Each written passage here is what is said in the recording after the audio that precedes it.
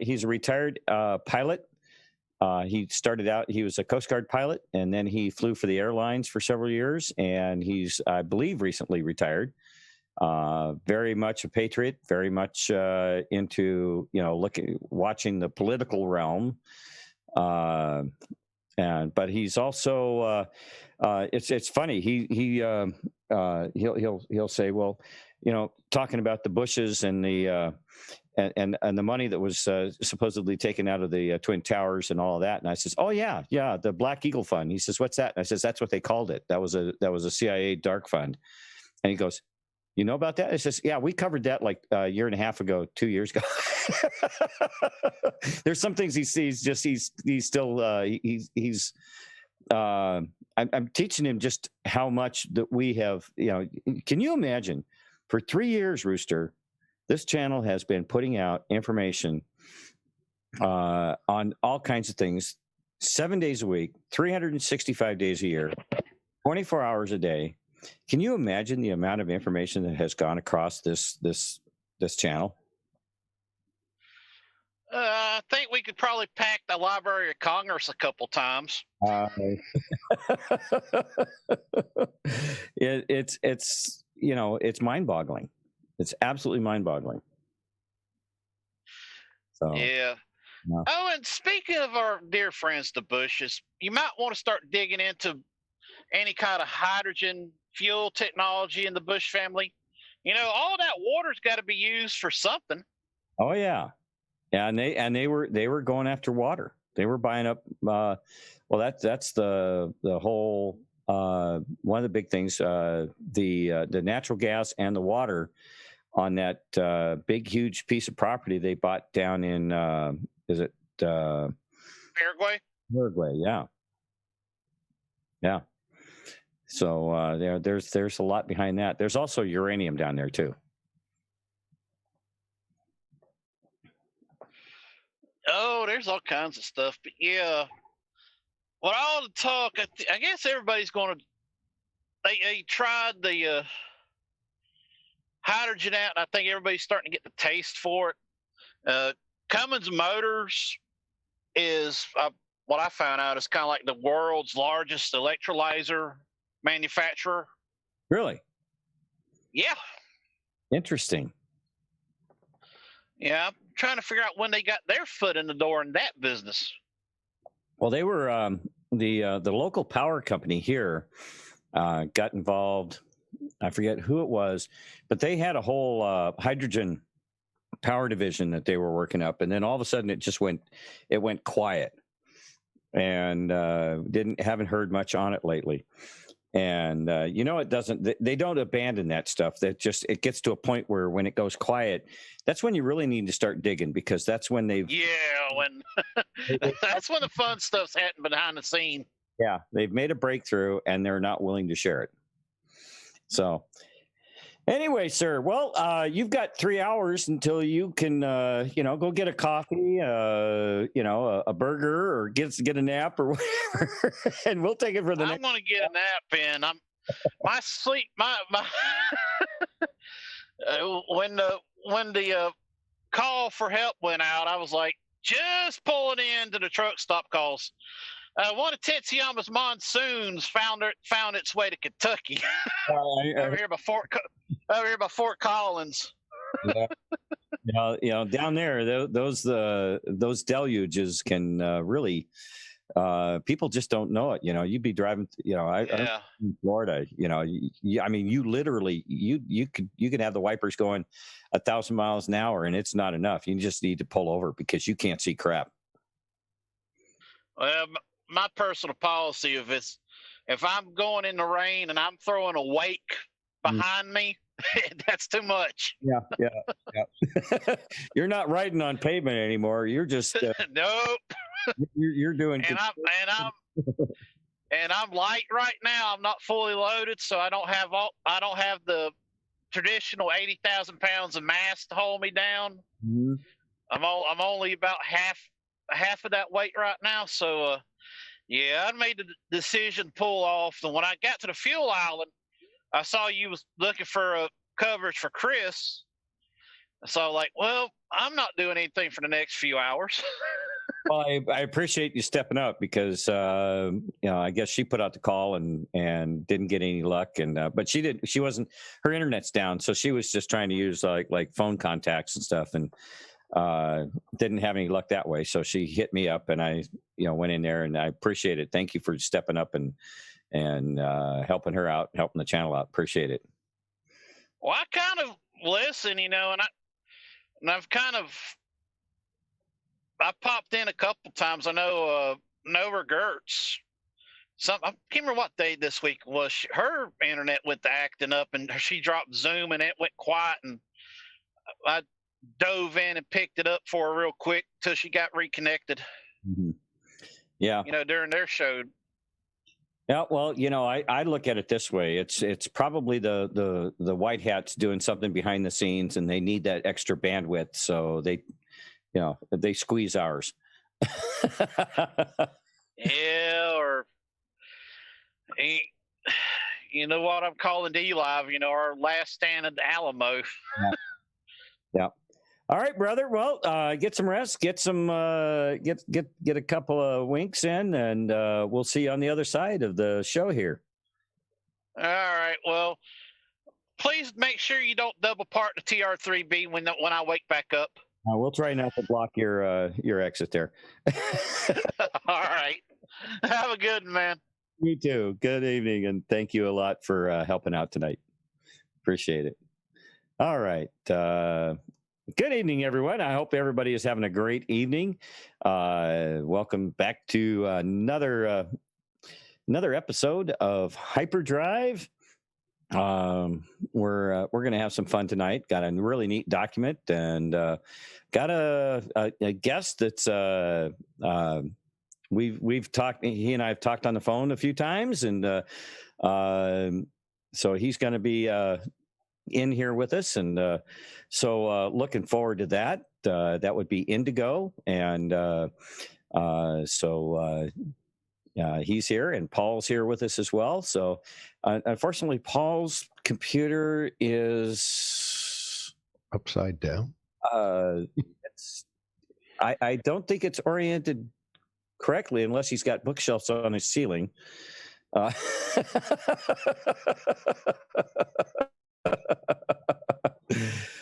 it looks like he's getting all situated there and everything. So tell you what there.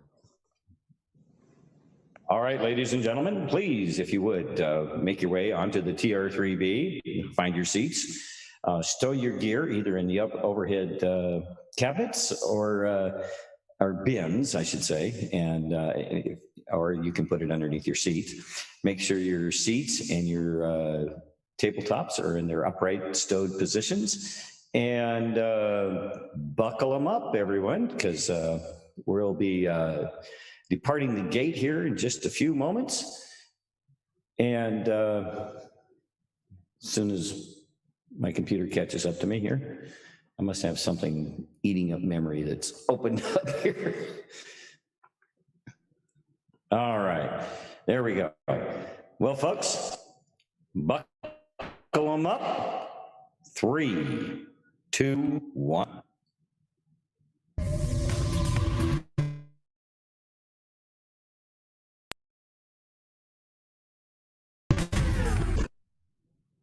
Well, that's all right. That was a little too glitchy. Let's start that.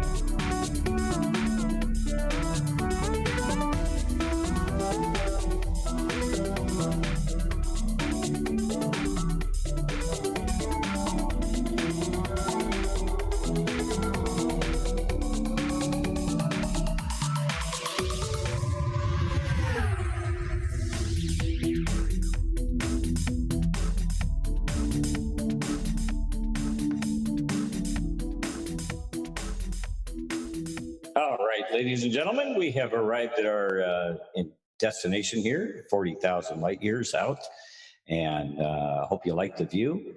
You may get up and move about the cabin as you choose. Please make sure that you keep your belongings within your designated areas, please. We don't want you to leave anything behind because, as you know, we take them all to Paul's house and we have a garage sale. We don't even, we just don't bother with it. We just have a garage sale. All right, so. All right. I sell your chit. Hello, Paul. How you doing? I'm great. You? I'm doing great. Hey, do you know Indigo? Have you ever spoken with Indigo? No, I don't think so. Hey, Paul, how you doing? Nice to meet you. Great, you? Yeah. All right. Well, I'd like to welcome Indigo to Hyperdrive. Indigo has been a longtime listener of the channel, and he is a good friend of TMC's as well, and he's of like spirit when it comes to stuff that we like to do here on Hyperdrive. So I'm looking forward to having him with us tonight here this evening. And welcome to the show, Indigo. Yeah, thanks for the invite, man. Appreciate it. Going to be a lot of fun. Thank you. Yeah, it is. We were having a conversation just before the show here on the phone, and we had to be careful. He said, "No, save this for the show. Save this for the show." It's true. I've had many conversations where it would have made an excellent show. So, so I really appreciate you being here, and glad to be here. Thank you. It's going to be fun. I came up with some cutting edge research the other day, but I haven't had time to share it with you yet, Thumper, because what happened is I got kicked out of Discord. Oh no! How did you get kicked? What happened? I'm apparently a violent man. Uh-oh. So they're telling me I'm too violent, and it's like I don't know what to say about that one because I don't really promote too much violence. Other than, hey, I need to punch that dude because he's retarded, but, Oh, we've all had those feelings, I'm sure. So can you not log into Discord? No, I've been banned. They took your account away? Yes, sir. Ah. Did you have a server? Yeah, I had a server. I wasn't really using it much. I just I basically was doing God's work, so I'm really surprised that doing God's work gets you banned off of Discord. Interesting, because Indigo was very, very helpful with when they basically kicked me out of my own server, but I went in and I made a new account, and that's why you've been able to DM me and everything through Discord. And my server, the one that's there, is basically just a free-for-all area for anybody that goes in there. So well, I would have made a new account, but I was busy buying groceries and some clothing that was necessary because I'm running out of jeans. So, normal life things kind of take over sometimes. I was going to say, maybe, were you keeping it in your Discord server and, you didn't have access to that anymore? No, kidding.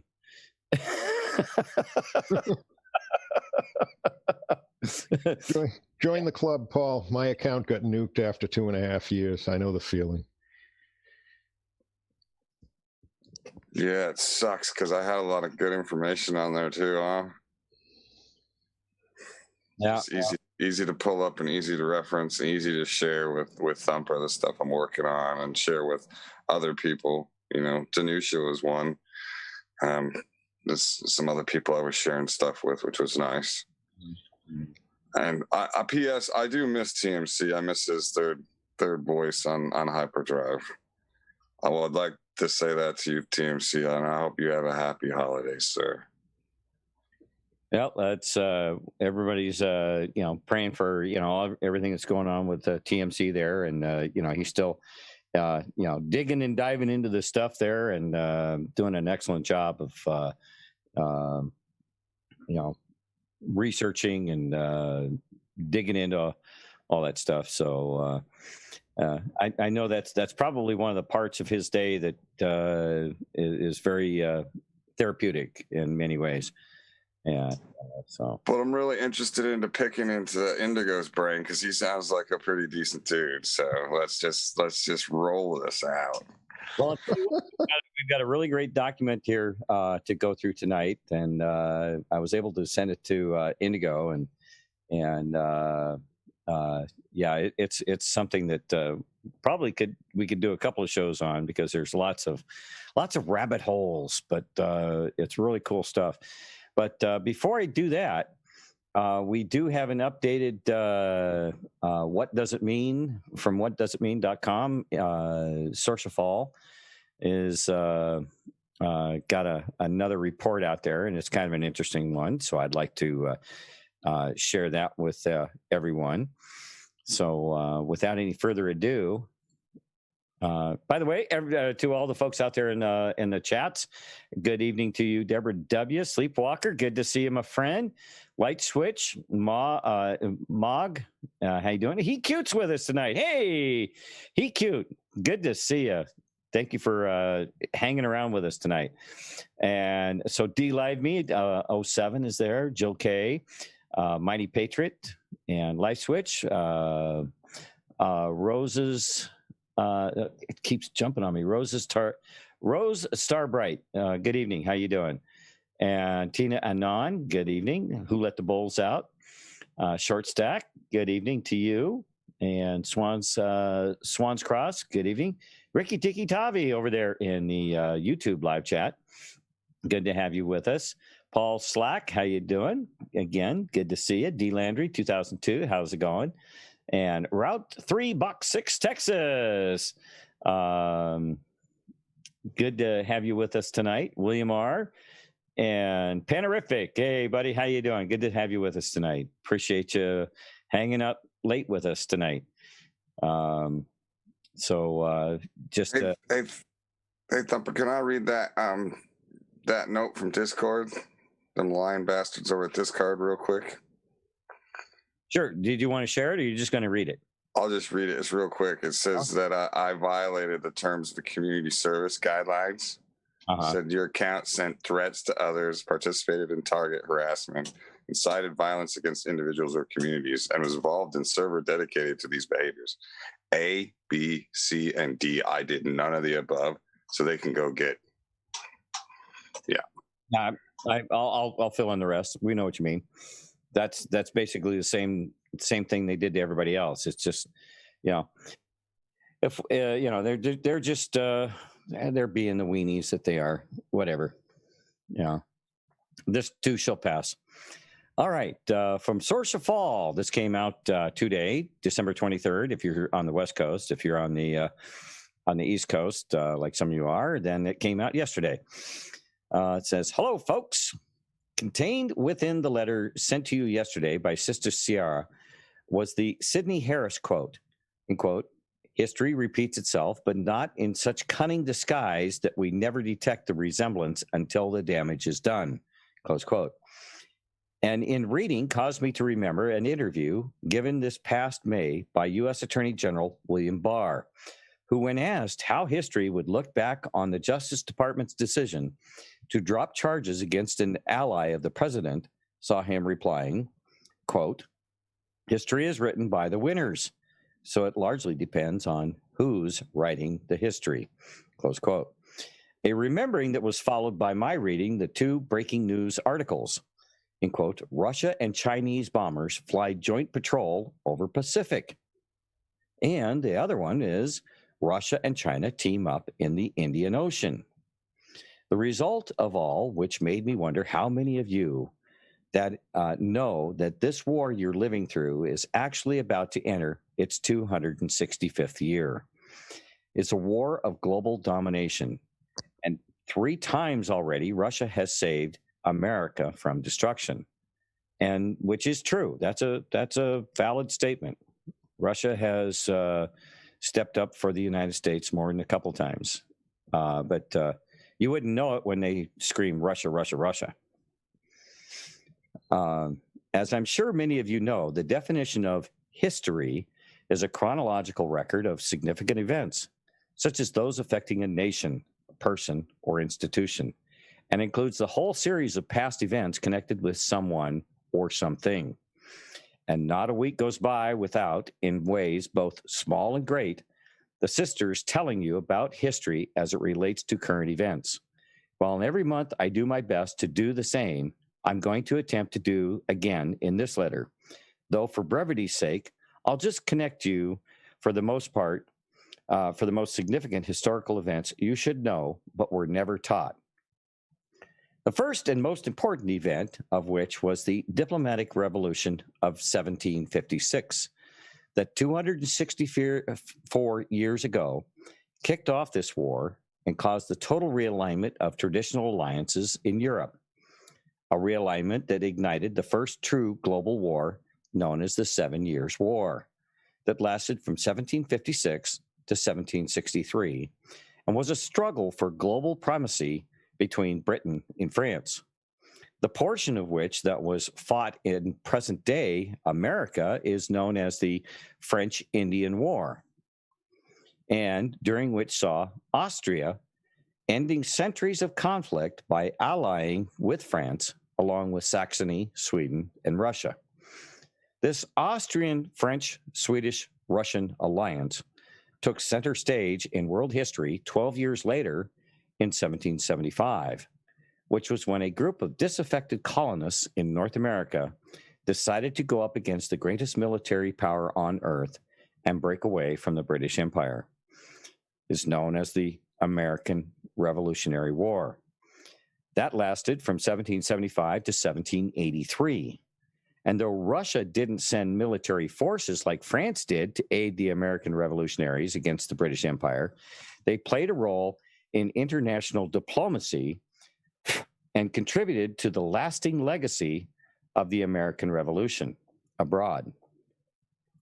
6 years after the Americans gained their freedom from the British Empire, the citizens of France went stark raving mad with their French Revolution that lasted from 1789 to 1799.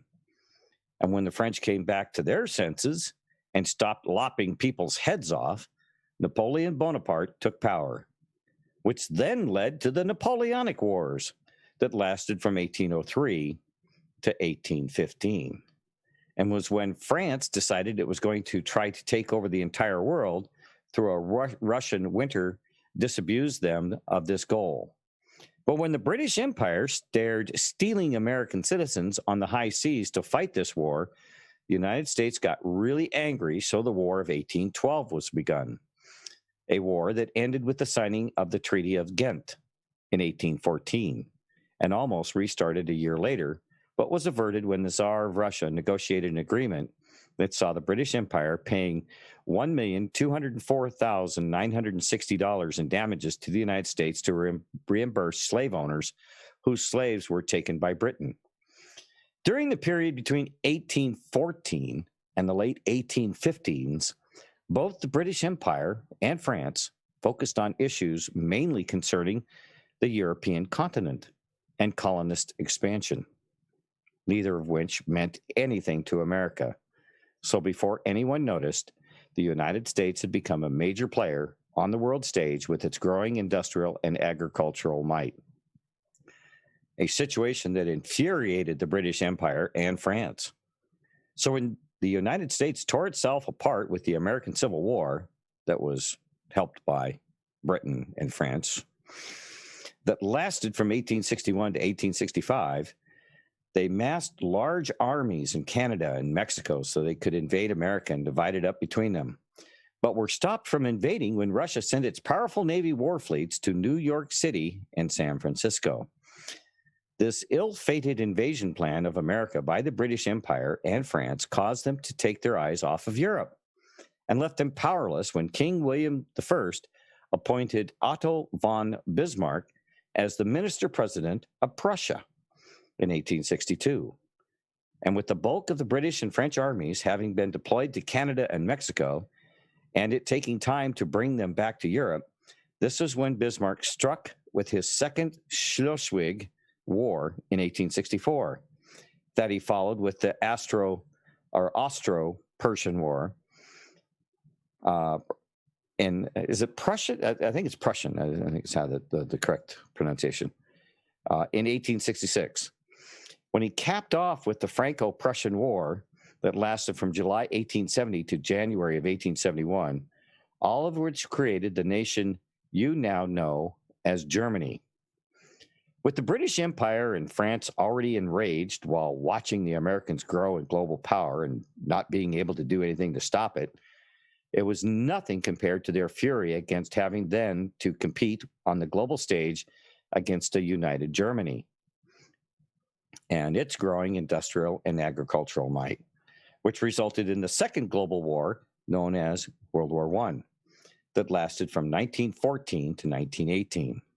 A war for global supremacy fought with 19th century tactics using 20th century weapons, whose unimaginable horrors were first glimpsed 49 years earlier when the American Civil War devolved into trench warfare during its final months in 1865, saw both the British Empire and France needing to be rescued by the Americans.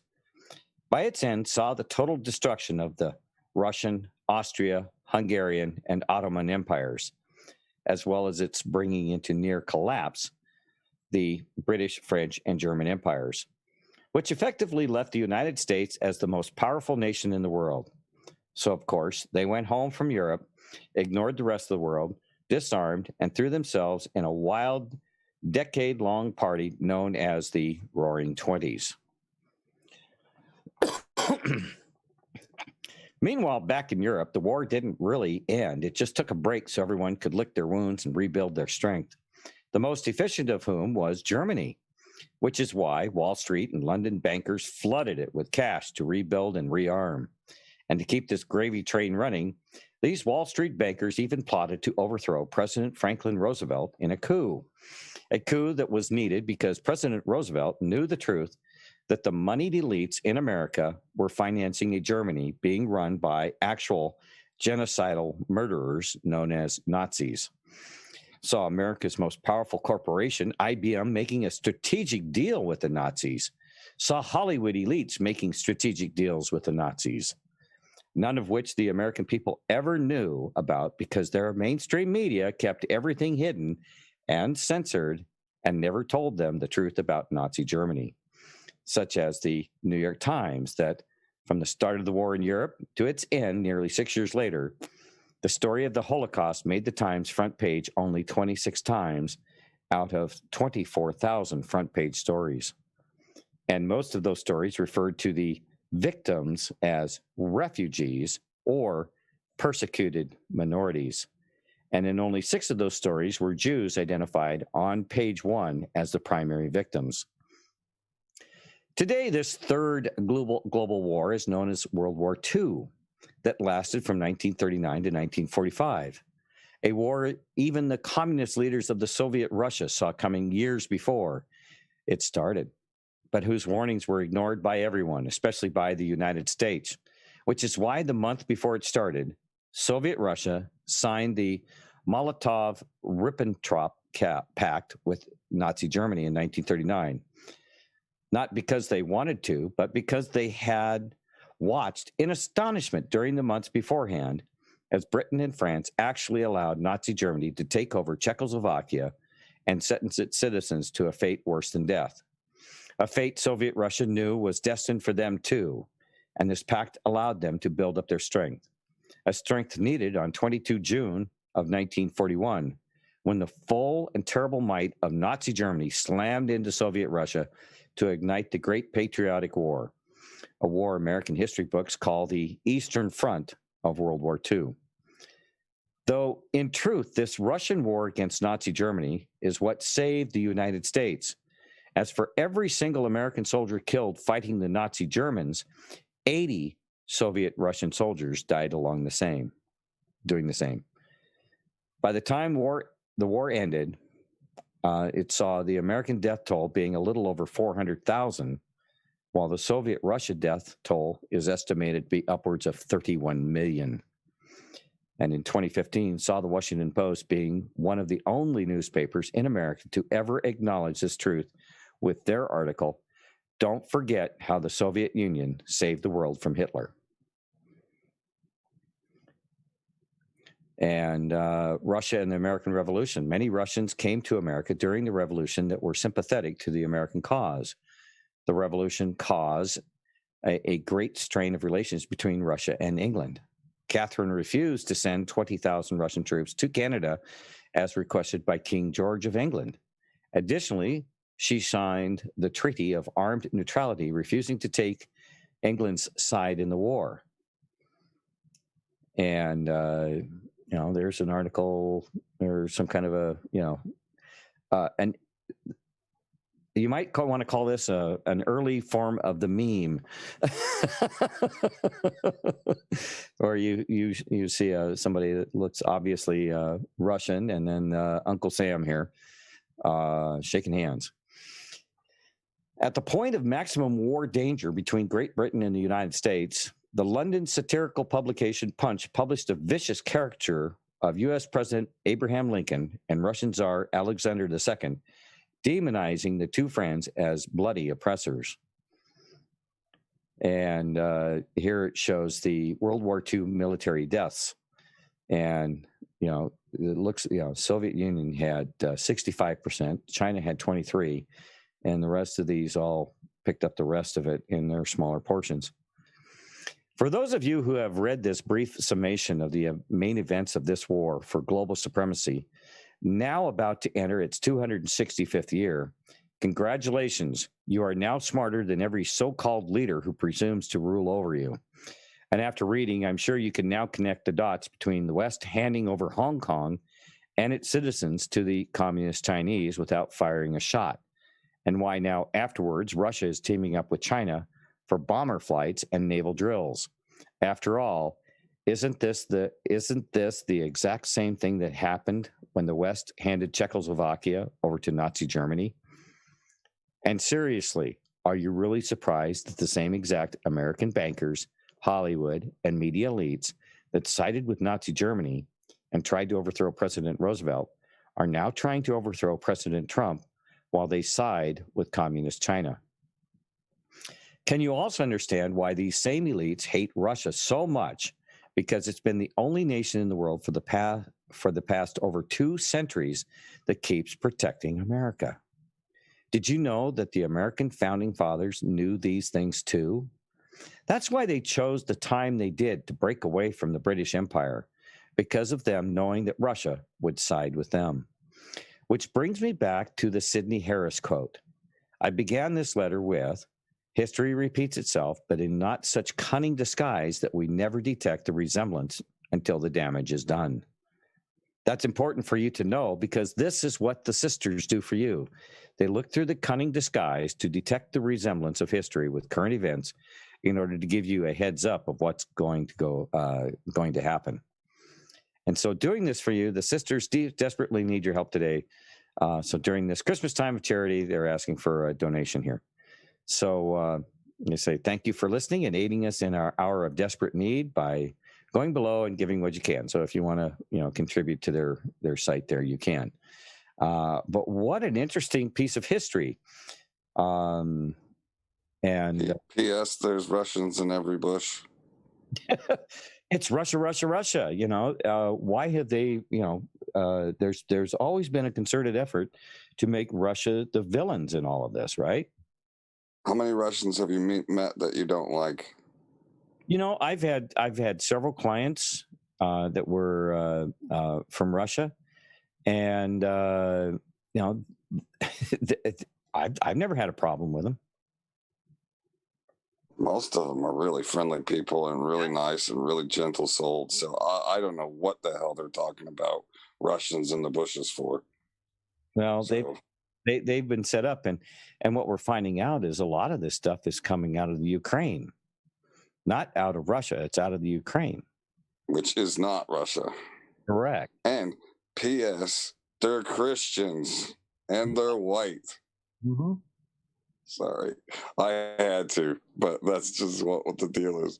No, you know, and that's why, you know, we people want to talk about Putin and his time with the KGB and all that other stuff.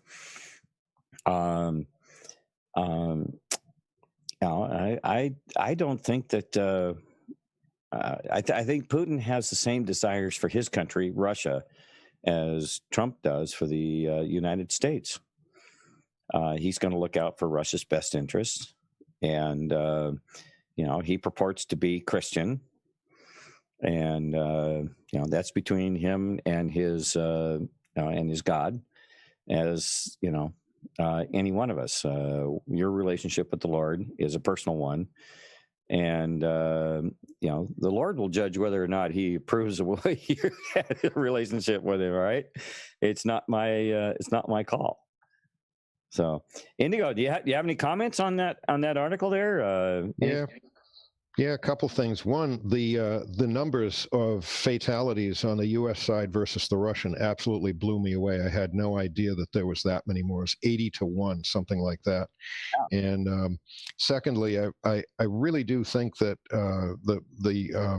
the current government of Russia really respects President Trump. There's something at a very deep level that they respect about him that a few past presidents didn't command. And I think that that's embodied in a lot of this reconstruction and reviewing of history that we just heard. This is very informative to me. I'm really glad you read it. It's amazing. And you know, we've run across, you know, there are few articles that you find written in the Western press that will take this tack with Russia, because they have been used as the go-to bad guys. And when they didn't have Russia available, then you know, they went to the Muslims in the Middle East and then to Kim Jong-un. But you know, they've stayed away from China.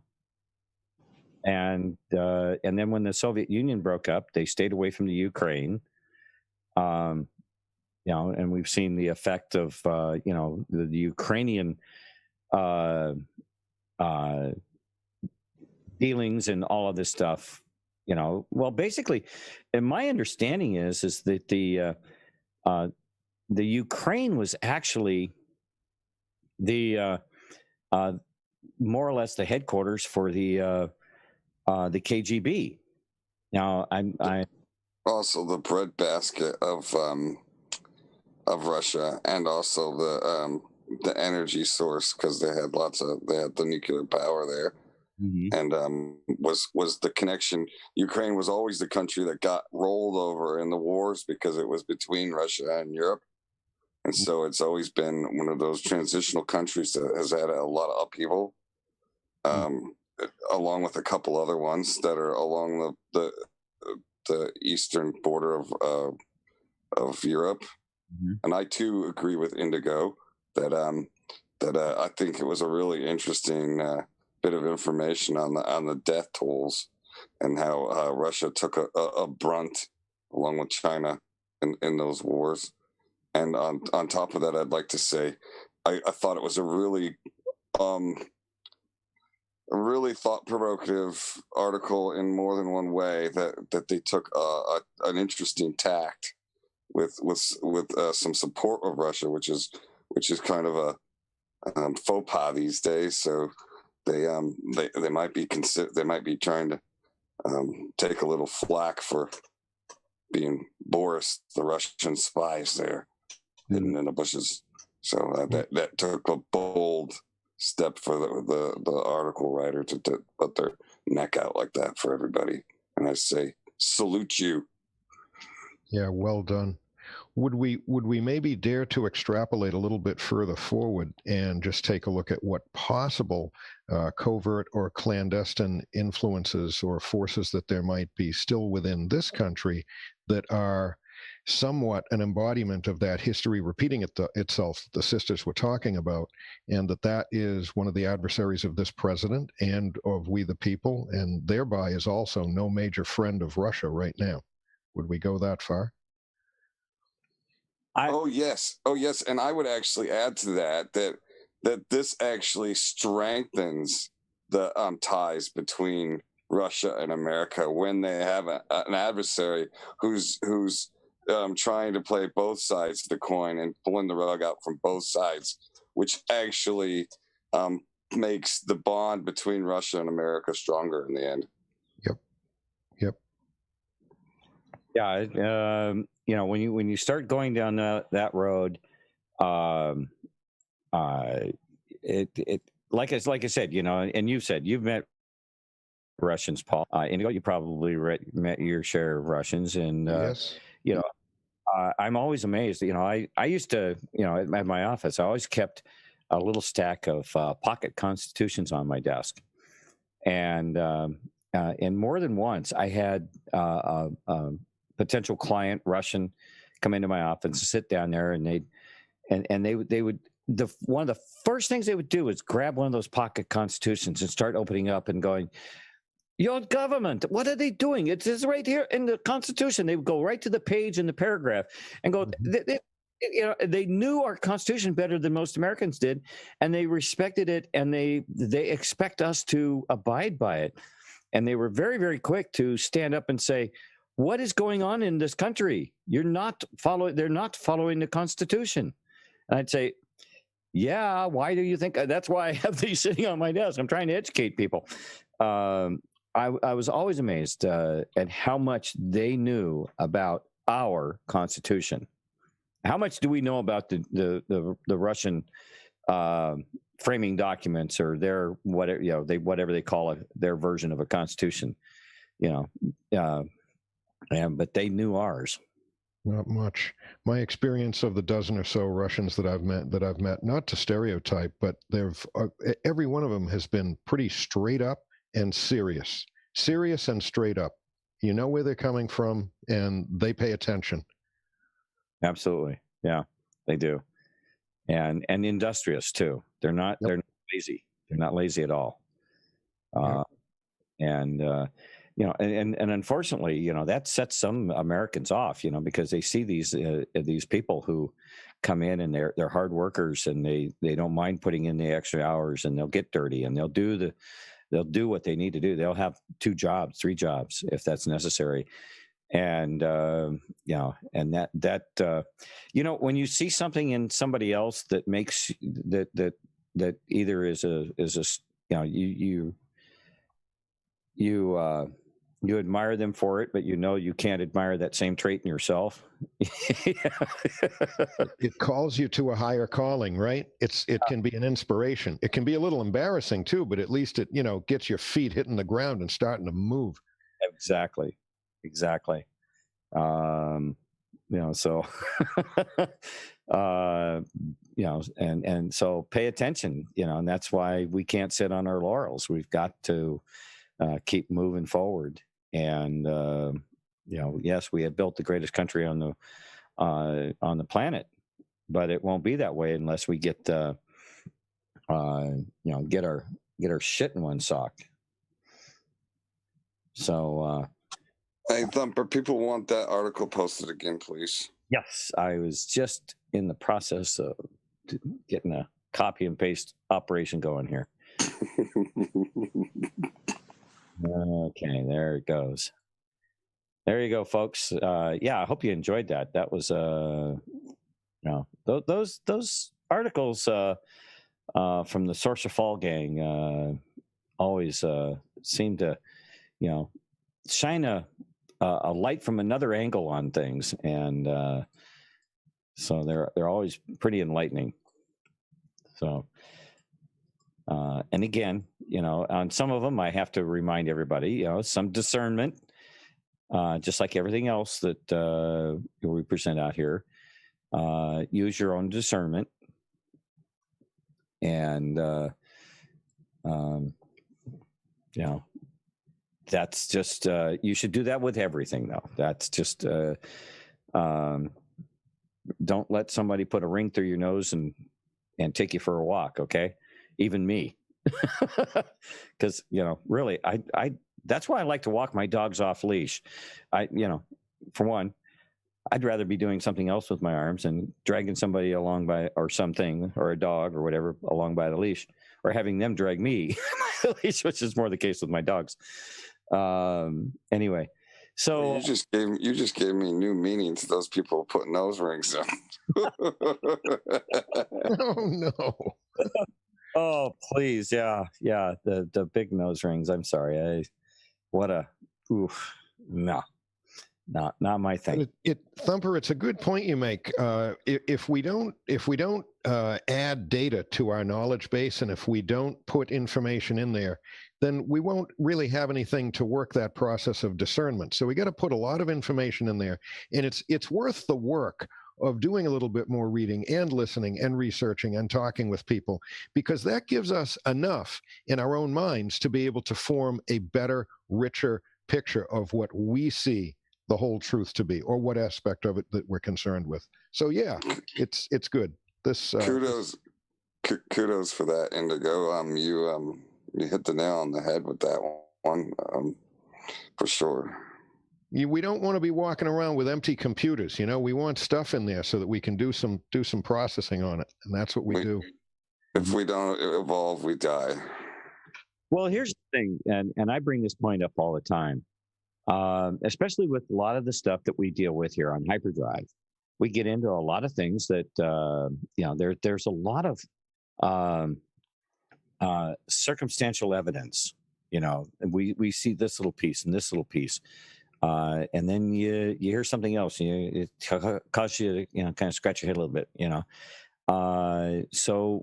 but we've seen enough information about certain things. Indigo and I were, like I said, we had a short conversation before the show tonight on the phone. And one of the questions is technology. Okay. How did we make such leaps in technology over a short period of time? And you've heard me raise this question on the show before. Why are we still driving around in gasoline piston driven engines in them, right. with technology that was developed over 120 years ago or more? Why has that stagnated and the rest of our world seems to have, starting to move into the Jetsons? And, I don't have my bubble car yet, so.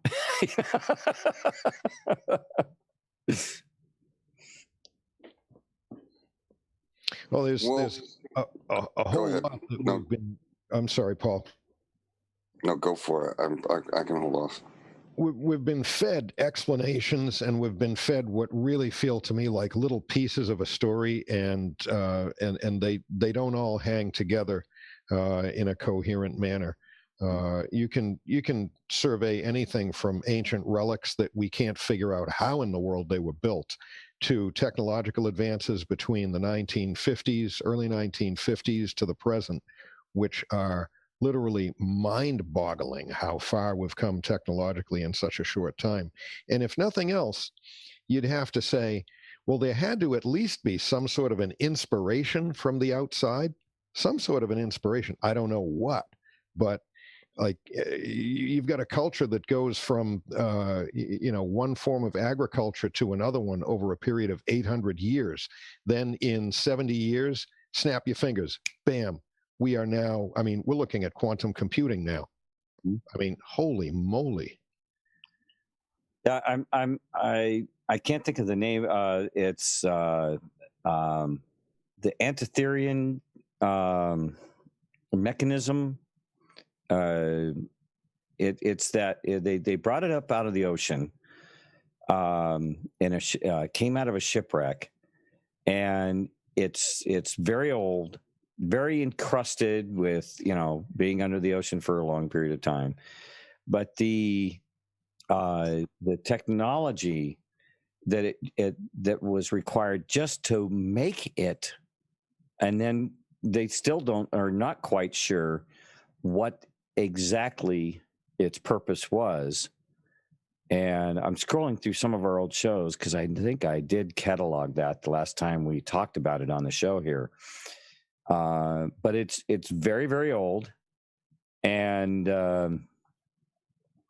Paul, I think, yeah, we talked about it. Did you are you thinking that are you making the connection that technology was at its height at one point in our past that is beyond where we are now? Is that kind of what you're referencing?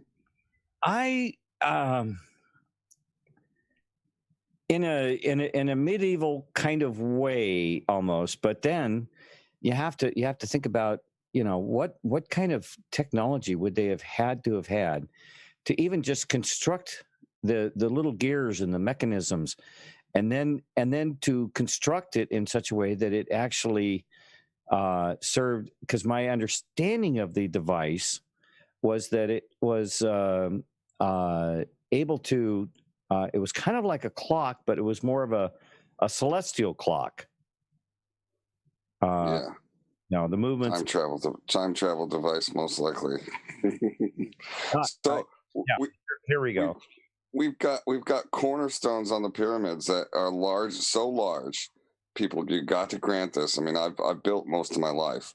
We've got these objects of stone that are cut so large, we don't have cranes in the world at this day and time that can lift and move them. We have a problem. Mm-hmm. That's some of these buildings are like 3,000 years old. So what we do, I'll repeat this. We do not have cranes that can lift the stones that they cut. So how did they move them? Advanced marshmallow technology. I'm positive. Or some idiot would probably try to tell you that, though. Do you want me to repeat it again so people get this in their head? We do not have anything that moves those items. Cranes are our largest movers. Yep. We do not have anything that can move those items. Period. Well, wait a minute. We have crawlers. Okay. I've seen them move massive buildings on crawlers. When I worked in Alaska on the pipeline, they would build the British Operations Center on the North Slope of Alaska was completely constructed down in, I believe it was in Oakland. It was constructed on a barge. And then once it was completed, then it was on a massive sea lift during the summer months when the ice blows away from the north shore of Alaska. The ice blows out into the Arctic Ocean there, and they were able to rush in with all these barges and ships.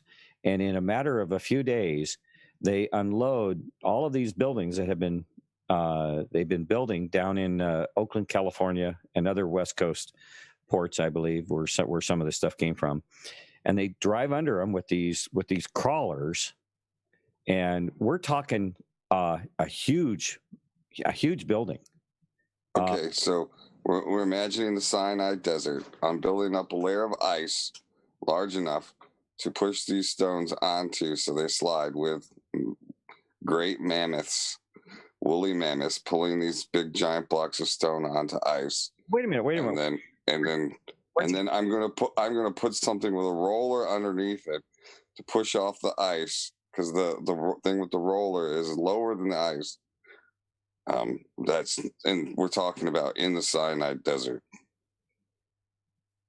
Well, I think I have a problem with this one. No, wait a minute. It didn't require ice or anything like that. These they're basically the same thing they used to move the rockets into position down at Cape Canaveral. Okay, you've seen those, right? You've seen them on TV. Yes. They roll along at about 2.5 to 3 miles an hour. They're on massive tracks, and but we're led to believe they didn't even have the wheel. Well, I wouldn't go that far.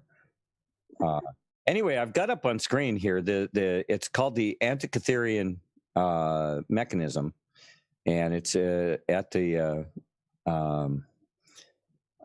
Smithsonian, but look at this. Look at the, I mean, that's something that you would see produced in modern times. Look at that. That's pretty technical. And then the other part of it here, they show, is this piece here. Look at the gradients on that. Very, very precise.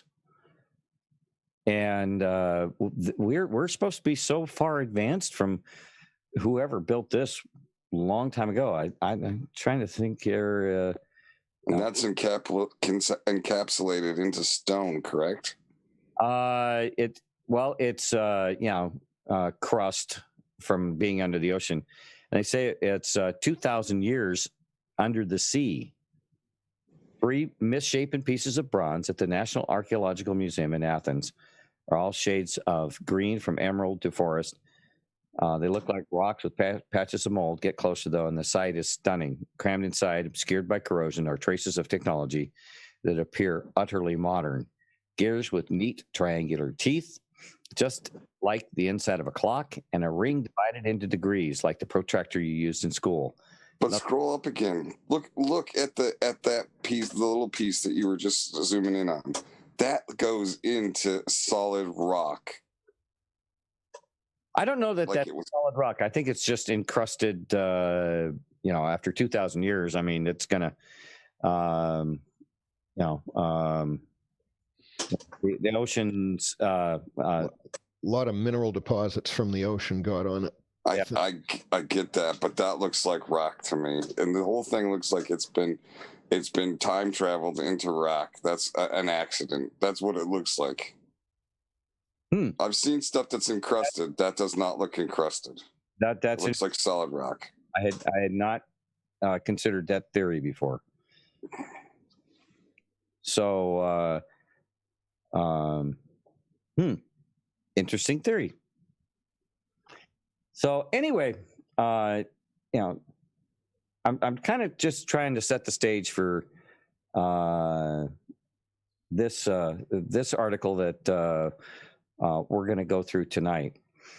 The Strange and Terrible History of the Far Right and High Weirdness, part number 4. This just perusing quickly through this article, there's just a lot of stuff in this. So I think we're going to have a lot of fun with this. You guys ready to rock on this? There's a lot in it. We might want to get right to the 4th installment because there's so much in there. Yep. Okay, welcome to the 4th installment in my examination of the bizarre overlap between the far right and high weirdness. Both topics are murky netherworlds, and I have found it useful to outline either in the onst of each installment. To wit, I am using high weirdness as a catch-all for a host of fringe topics, including UFOs, PSI, psychedelics, and human potential. As for the far right in this series, I am chiefly concerned with a series of right-wing think tanks and other such organizations closely associated with the military-industrial complex that served as the black heart of the far right from the Cold War up until present. With the first installment in this series, I recounted the bizarre shooting spree of Sikh temple shooter Wade Michael Page and the possible deep political implications of his rampage. I also briefly outlined the differences between the traditional conservative establishment based around organizations such as the Council on Foreign Relations, we love them so much, the CFR, and the Trilateral Commission and the far-right establishment. With the second installment, the origins of the military-industrial complex were considered as well. As the first lobby group for said complex, the Committee on Present Danger, Mach 1. Here it is noted that the origins of the military-industrial complex nominally lay with the traditional conservative establishment, but more precisely with a group of middle managers and technocrats revolving around two-time Secretary of War and bonesman, meaning skull and bones, Henry Stimson, and revered scientist Vannevar Bush. Now, Indigo, you had mentioned something about Vannevar Bush in your DM back to me there. Anything you want to add to that? Not at this time. I would want to review that before I talk about it, but thank you for remembering. Okay. Bush has, of course, long been linked to UFOs. But what is much less well known, but arguably far more relevant, are the individuals who worked under Bush in the National Defense Research Committee, the NDRC, and the Office of Scientific Research and Development, the OSRD, who became deeply involved in Project Artichoke by 1950. And boy, that's any Paul, Indigo, anybody know? Because I think that's the first time I've heard of Project Artichoke.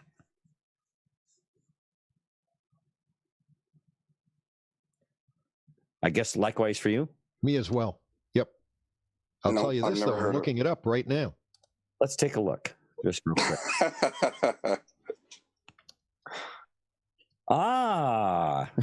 The CIA that researched interrogation methods.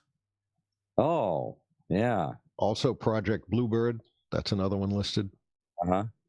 And MK Ultra. Fits right in, doesn't it? Yeah. You know, that's where we got the project that researched hypnotism and mind control. Yeah. Stating from a memo dated in 1952. Mm. Well, that's why we didn't hear from that, correct? Because they don't want us to know about their dirty deeds. Well, and that's where LSD and a lot of these drugs that we're dealing with now, where they originated.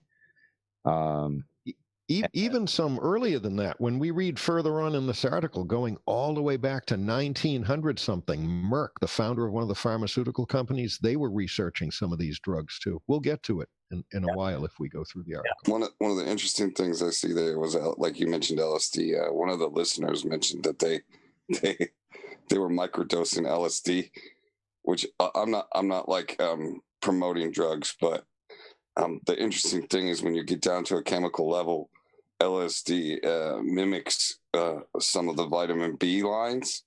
So what happens is you're actually enhancing the vitamin B, which is enhancing the parts of your brain, which you're just overdosing with a full dose of LSD. So you would be overdosing vitamin B. That's why you're having hallucinations.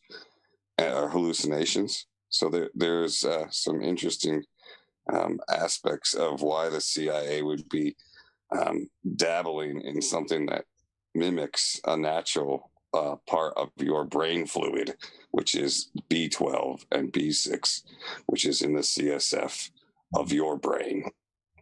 Interesting. Okay, with the third and most recent installment, I considered how imperialism has enshrined in the far right, who were nominally isolationists at the onset of the Cold War, thanks to, in no small part, to the efforts of General Douglas MacArthur and the military officers that had served under him in the Pacific theater of World War II and/or Korea. In attempting to explain how these officers acquired so much power in the deep state, I began to consider the extensive connections individuals linked to Roswell, especially the cover-up, had to Douglas MacArthur. Just before wrapping up, I had outlined the suspected involvement of reputed MJ-12 member General Nathan Twining of Roswell. Twining had also served with MacArthur in World War II, and would become deeply involved with the far right-wing think tank and vast private intelligence network, the American Security Council, ASC, which was addressed at length before here. So they've delved into that before. Like I said, there's so many rabbit holes. If we clicked on a lot of these things, that wow. After retiring from the military for many years, the ASC was dominated by former MacArthur men among its ranks. The colonel at this point it is interesting to note that another former MacArthur officer with close ties to the ASC would allege in the 1990s that Twining was in fact a military officer who had overseen the Roswell incident and who played a key role in the aftermath of said incident. And I remember that name from documents that we've read here on the show. The 1997 work, The Day After Roswell, is a curious publication indeed. Its principal author, Colonel Philip J. Corso, alleged that during the early 1960s, he was part of a covert military object to seed pieces of technology recovered at Roswell into the private sector where it could be quietly reverse engineered. Oh, fun, huh? Mm-hmm. All of this was done with the greatest secrecy, not just to deceive the American public, but to prevent agents of the KGB and CIA who were /are, of course, in league with the evil extraterrestrial biological entities bent on enslaving humanity. Here's another little nugget. We build. How do you not touch that one, Thumper? Well, like Indigo said, I think he read a little bit more in this. I just kind of perused through it and caught a couple of things and went, oh, it's like getting slapped by the article, you know. From acquiring the technology for their own nefarious purposes. Gee, they wouldn't do anything like that, now would they? No, of course not. Come on, man. Even suggesting that both the CIA and the KGB. Come on, man. Come on, man. Come on, man. Kept in the dark on this is an insult to intelligence, DC. Okay. Needless to say, it's quite a mixture of Bircher-style paranoia combined with apocalyptic visions of the Greys began to emerge in the 1980s. Corso does not claim to have been present at the Roswell incident, but that he had managed to piece together much of the story during this time in the national security state. In particular, he claims to have been told by Hermann Oberth, one of the Nazi scientists brought into the space program courtesy of Paperclip. You know, there's a fun story there. Most people don't know that, you know, Richard Milhouse Nixon was very much involved with the placement of all these people in the Paperclip program. Right. You know why Greys are always mentioned in the alien realm?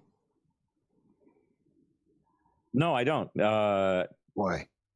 Because in order to space travel, you have to digest silver.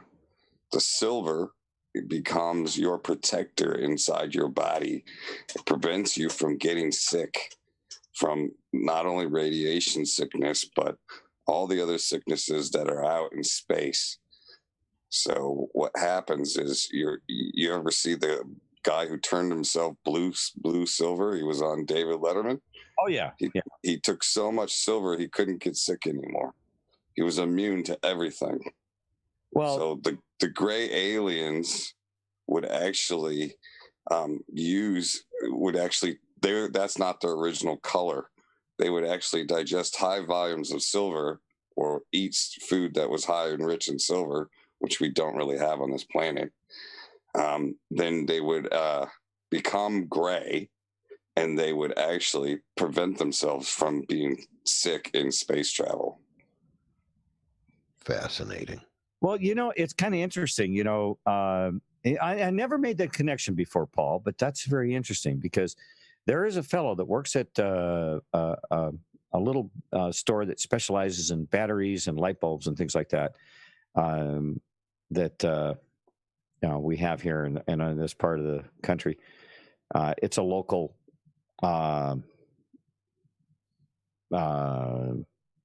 deal, I think, franchise or whatever. But there's a guy there. This guy is like 6'6". He's got dreadlocks down to his butt, but the guy is as blue as a Smurf. All right. And you can actually look up a family that was somewhere here in the South. They were their wells were tainted with silver, and they drank the water, and the whole families would turn the blue. And they are on. You can actually look that up in Wikipedia or encyclopedias and find it. And I've heard it. It's people who use the the stuff that Chris sells. It's the silver. Oh, I forget the.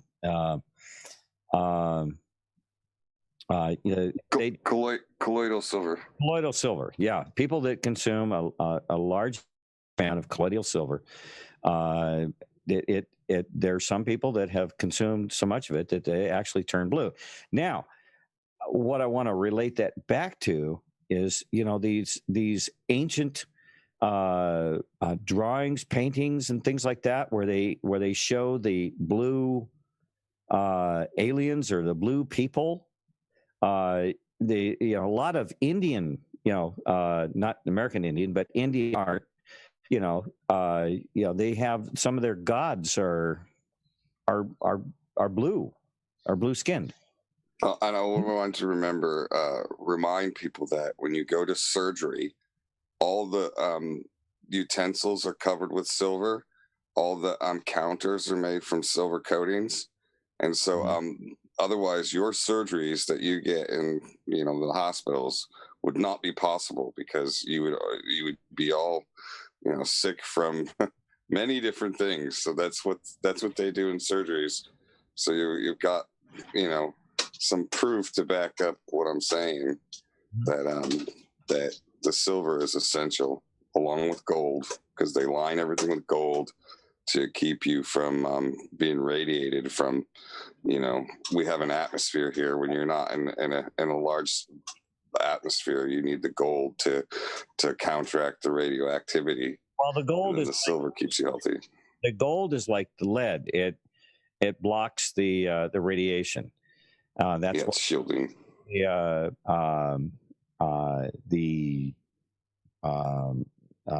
forget which model aircraft. It's a Navy aircraft that has a gold spun canopy, because it's that particular version of that aircraft has a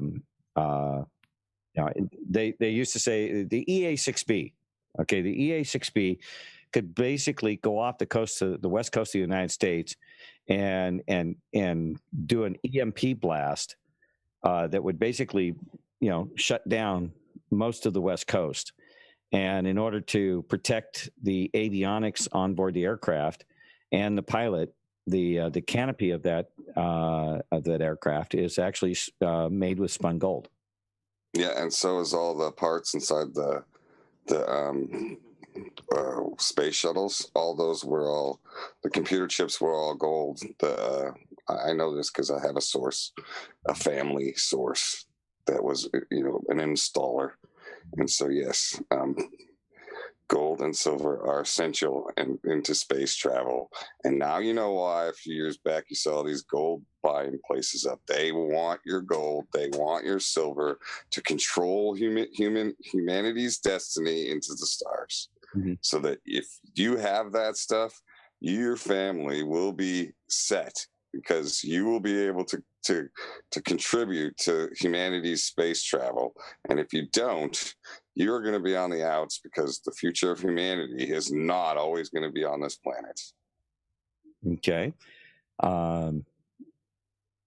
You got Indigo? You want to throw in your ideas here? Well, yeah, a couple of other metals, platinum and palladium, but for some reason, even though those are all very rare as well, they lack the atomic properties that gold and silver do.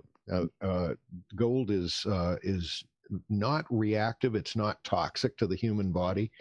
It does things. I'll bet you that there is some hidden research that we haven't been privy to that actually has studied what some of the possible combinations of gold inside of our bodies might be.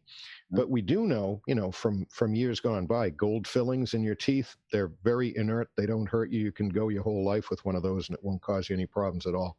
So I think there's probably a lot more to the value of gold than just that it's a rare commodity. There is something more. I think you definitely got something there, Paul. Yeah. And on top of it, you've got copper. We've seen all the artistics impressions that copper is lined with gold, so that the two intertwine to make an electrical connection that most people aren't aware of. That copper is like a synergy to the gold, and it's left out of the communications because copper isn't as rare, and they really do not want you to know that copper is a sister agent to gold. Just like zinc and copper go together too, because when you digest the in your body, you take the zinc, and if you take liquid zinc and you eat chocolate, I swear to you, you'll get like this super high, and it's because the copper in your body acts sort of as a poison, but when you magnify it with another metal, it becomes synergistic. Just because a lot of us can't afford gold doesn't mean, so we don't digest it. But the zinc is the easier, cheaper method that magnifies it in our cells, along with the copper that's in the chocolate. I found that one out accidentally, and everyone, you're welcome for that tidbit. Interesting. That is, yeah. It's an experiment I might want to try sometime. The other thing too is a look back in mythology, okay, and especially dealing with dark forces. Werewolves, vampires. What is the one thing that they you use to kill them with? Silver bullet. Yes, the silver bullet. So even in mythology, or mythology, or whatever, it crosses back over into that realm of it protects you. It gets rid of bad things. And you gotta just go on with the idea that there's got to be some, at least small grains of truth in why people have passed these stories down in mythology. There's always some small grain of truth. Maybe it gets misinterpreted, or maybe it gets hidden or twisted by other people to try to hide the factuality of that myth from us. But there's probably some basis in truth in just about all of them. Otherwise, they wouldn't have endured the test of time for so long. Absolutely. Super point. Yeah, I love that point, because those things that last, they just don't seem to go away, do they? There's a good reason. Very good. All right, let's see. Okay, so we stopped here at paperclip and went down that rabbit hole. So let's keep reading here. That twinning was one of the one responsible for initially seeding extraterrestrial technology into American society via the private sector. So what I'm wondering is Bircher, which by now we know was a Jewish created front meant to undermine conservatives in America, paranoia. The same type of paranoia we see currently from the left since the 2016 election, playing into their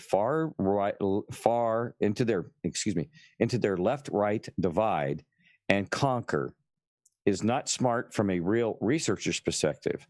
Are you presenting information, or are you trying to herd the people in a certain direction of your own bias? Okay, so that's a question. Does anybody want to, Indigo, would you like to read some of this? Sure. I'm going to run and fill up my coffee. Yeah, I get you covered here. Okay, cool. In the summer of 1947, the scientists at Alamogordo were only aware of the solid-state circuit research underway at Bell Labs and Motorola. So they pointed Nathan Twining to research scientists at both companies and agreed to help him conduct the very early briefings into the nature of the Roswell find. So this is the beginnings of where they're going to take these pieces and start trying to reverse engineer them. The Army very covertly turned some of the components over to research engineers for an inspection. And by the early 1950s, only just a couple of years, the transistor had been invented, and transistorized circuits were now turning up in consumer products as well as military electronic systems. So that's an extremely short time. For electronics, we had been using vacuum tubes for many years. And then in just a couple of years, all of a sudden, solid-state transistorized electronics started to appear very, very quick. So it goes on. The era of the vacuum tube the single piece of 80-year-old technology upon which an entire generation of communication devices, including televisions and digital computers, had been built, was now coming to a close with the discovery in the desert of an entirely new technology. And what it was that they were pondering, what they discovered there, at least according to this account, is they discovered these curious things which were sandwiched together layers of different types of silicon, and they had electronics properties. And these guys said, what are these? They didn't know what they were at first. So this account goes on to explain what it was. In 1948, the first transistor, a microscopically thin silicon sandwich of N-type silicon, and N-type has an extra electron. That's what you got to remember from that. And P-type silicon, in which some of the atoms have one less electron, was devised at Bell Labs by William Shockley.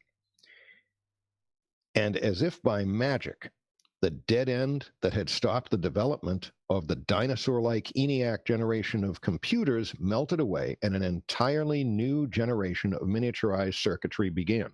So make no mistake, we were able to build computers before the transistor was invented, but they were huge. A very low-powered computer took up the space of, a warehouse and used a gigantic amount of electricity.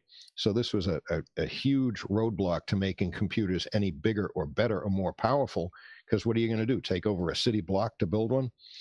So where the radio tube circuit required enormous power to supply it, and it required that power to heat it up to generate heat generated by electricity, the transistor only required very low levels of power and no heating element at all, because the transistor amplified the stream of electrons that flowed through its base. It required only low-level current and could be powered by batteries. Because it didn't rely on a heat source to generate current and was so small, many transistors could be packed into a very small space, allowing for miniaturization of circuit components. And then finally, Indigo, I just had this really wild thought. Okay, the next evolution of computer chips is what will transpire. Okay, so we have it's biological computers. Well, no, we have man-made structures, correct? So yes. we make the chip in a man-made way. We engineer it in a man-made way. So what's going to happen is, instead of, like how you ever seen the nanotubes and how they use the graphene nanotubes, right? Well, this stuff crystallizes in a way that is not man-made. That you can force the shapes. But what I'm saying is, they're going to figure out a way, if they haven't already, to use the crystallized structure to create the inside of the computer chip. So now we have a natural structure that we're gonna use to that can be made instantaneously, like like putting a drop on a piece of paper, and that crystallization is going to spread out. And when that happens, it's going to form the computer chip of the future inside a crystallized formation that is a natural formation, just like a snowflake being made. That's going to be able to miniaturize it to a level, because the crystallization form is math. It's mathematically with the Fibonacci sequence, and in order to do that, they can use the calculations of the Fibonacci sequence to actually calculate all the computer calculations that need to be done in a natural crystallized formation, just like a snowflake. That's an interesting. You've hit upon something huge. That's huge, because the Fibonacci sequence shows up everywhere, all over the place. Yeah. And when we build things that obey that sequence, they work better. And I've just gave the world something huge. No, you've hit on it real big time, though. There's this other term which should not be implied to be like a religious overtone. It's more like just really powerful. The term called sacred geometry, and that type of geometry obeys mathematical laws and the Fibonacci sequence. And all sorts of things in our natural world build themselves, construct themselves according to rules that obey those things, including human DNA. It builds itself, and it does not violate these rules. So as we go further in research and development, in material science, I think what we're going to find is that we come closer and closer to what nature has been doing already. And it's at the molecular level. It's at very small size, which means when you're talking about miniaturization, you're going to be talking about miniaturizing well smaller than any computer chips that we currently can make, as well as we can make them. And it's going to be super intense. I think just imagine the committee that it would take to decide to build, or create a dandelion. All right. which, by the way, if you take a close look at some of the insides of some of those flowers, you'll see the Fibonacci sequence right in there as well. You'll see it. It's in everything in our world. Awesome. So anyway, we just evolved humanity 1,000 years. I think the takeaway from this paragraph that we were reading is that these guys they did successfully reverse engineer, and Shockley at Bell Labs and a few other people working with them, but in an extremely short period of time, they got an inspiration. So here we were with vacuum tubes and old school electronics, using a lot of electricity, making a lot of heat for 80 years. And then this inspiration came along from out of the blue. And I mean, how does that happen? It just, in an extremely short period of time, it totally revolutionized electronic circuits from that point. And it was off and running from there. Fascinating, isn't it? I could read more of it if you want. Yeah, please go ahead. Okay. I marked stop there. It goes on here. It says, thus, within months after the Roswell crash and the first exposure of the silicon wafer technology to companies already involved in the research and development of computers, the limitations of power and the limitations of size of the computer suddenly dropped right off the radar as a roadblock, and the next generation of computers went into development. This set up for Army R&D, especially during the years I was there, he's speaking as himself, the opportunity for us to encourage the development with defense contracts calling for the implementation of integrated circuit devices in subsequent generations of weapons systems. So they in that very, very short period of time. I'm going to skip down a little bit into second paragraph into the next, second sentence into the next paragraph.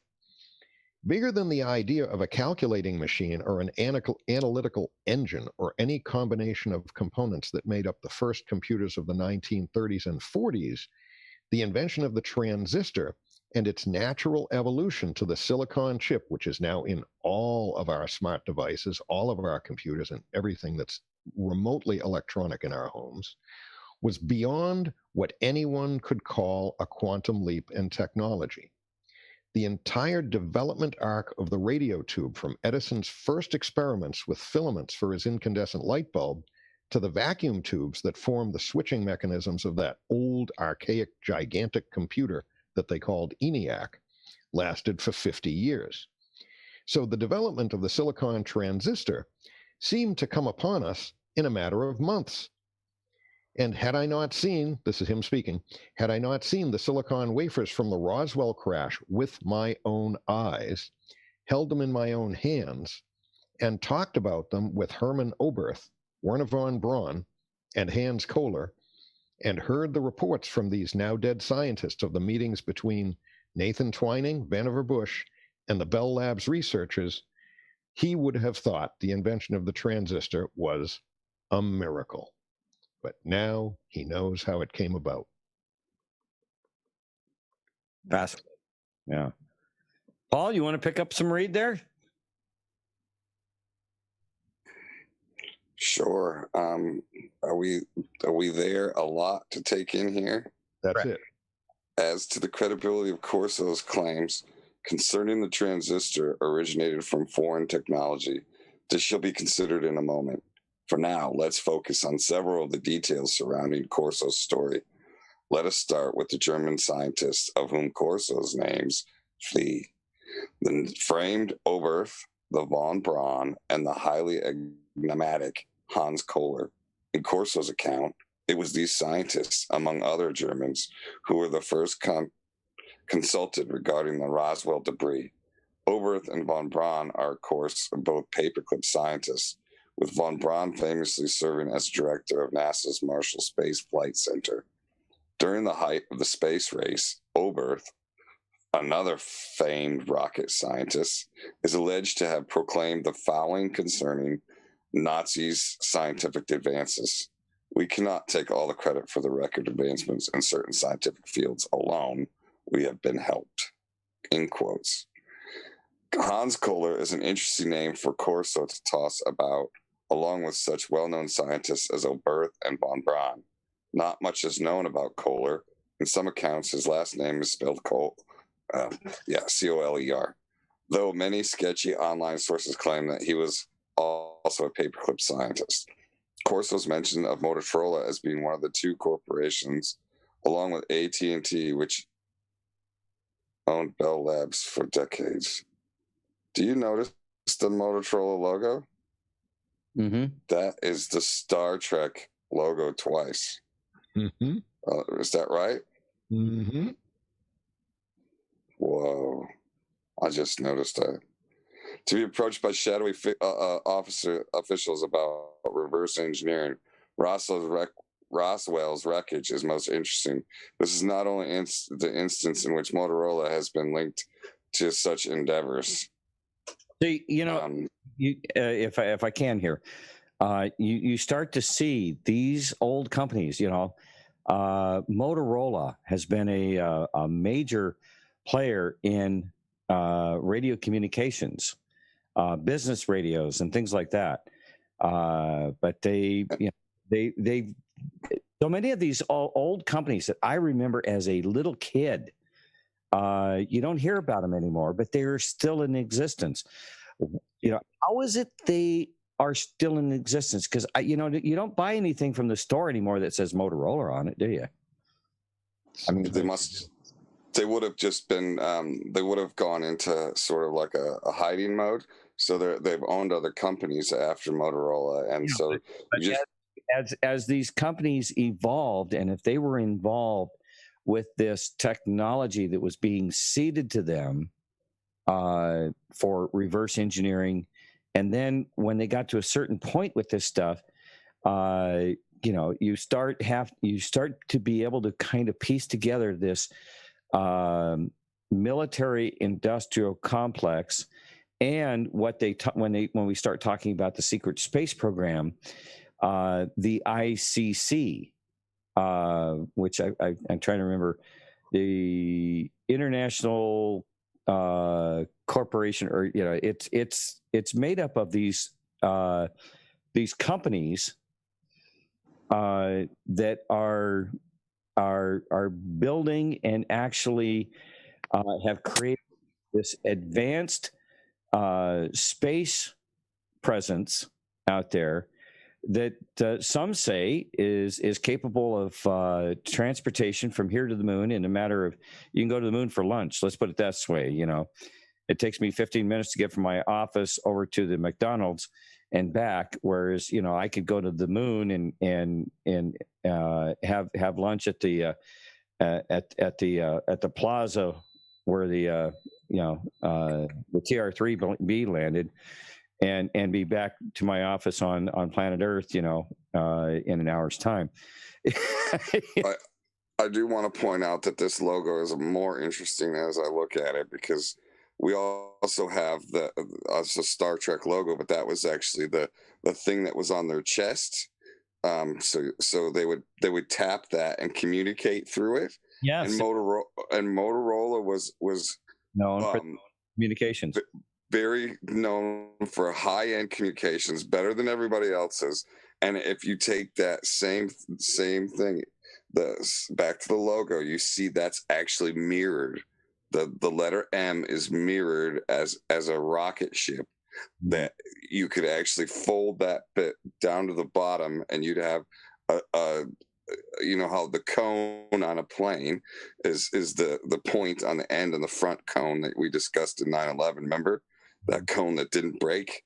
Well, that is a dual cone that faces both directions with that object. Remember that Aero Club object where we saw that guy that looked like he was inside a flying egg? That right there looks like that cone with a flying egg. If you put them two together, one on top of the other, one from the top, one from the bottom. I find this very, very, very, very telling.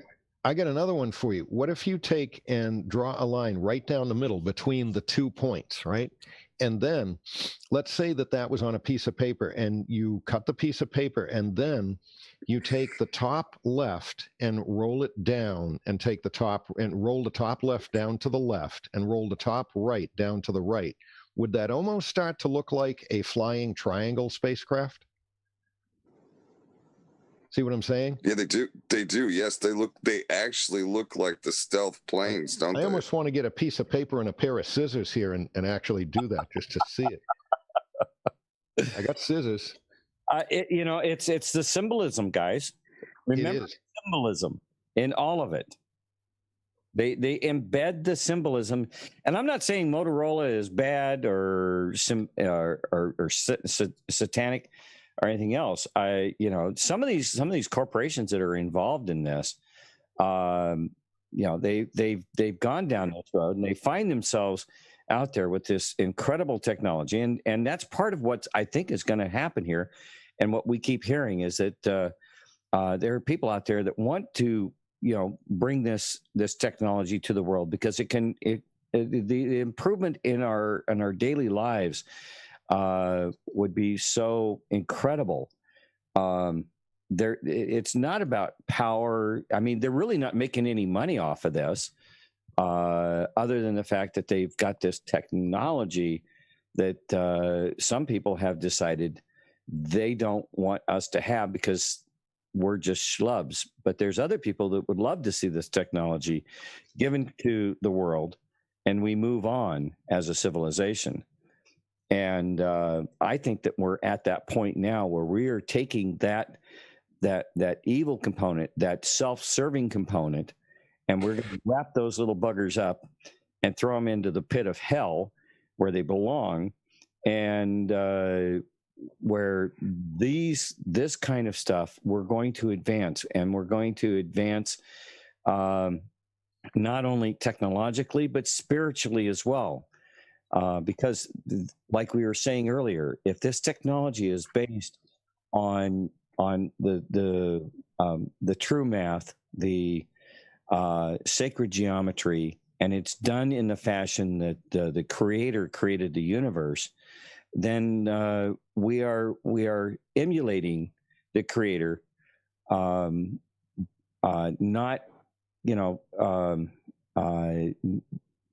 bastardizing the rules of creation, because what we see, and what I've seen is harmonizing and merging instead. Yeah.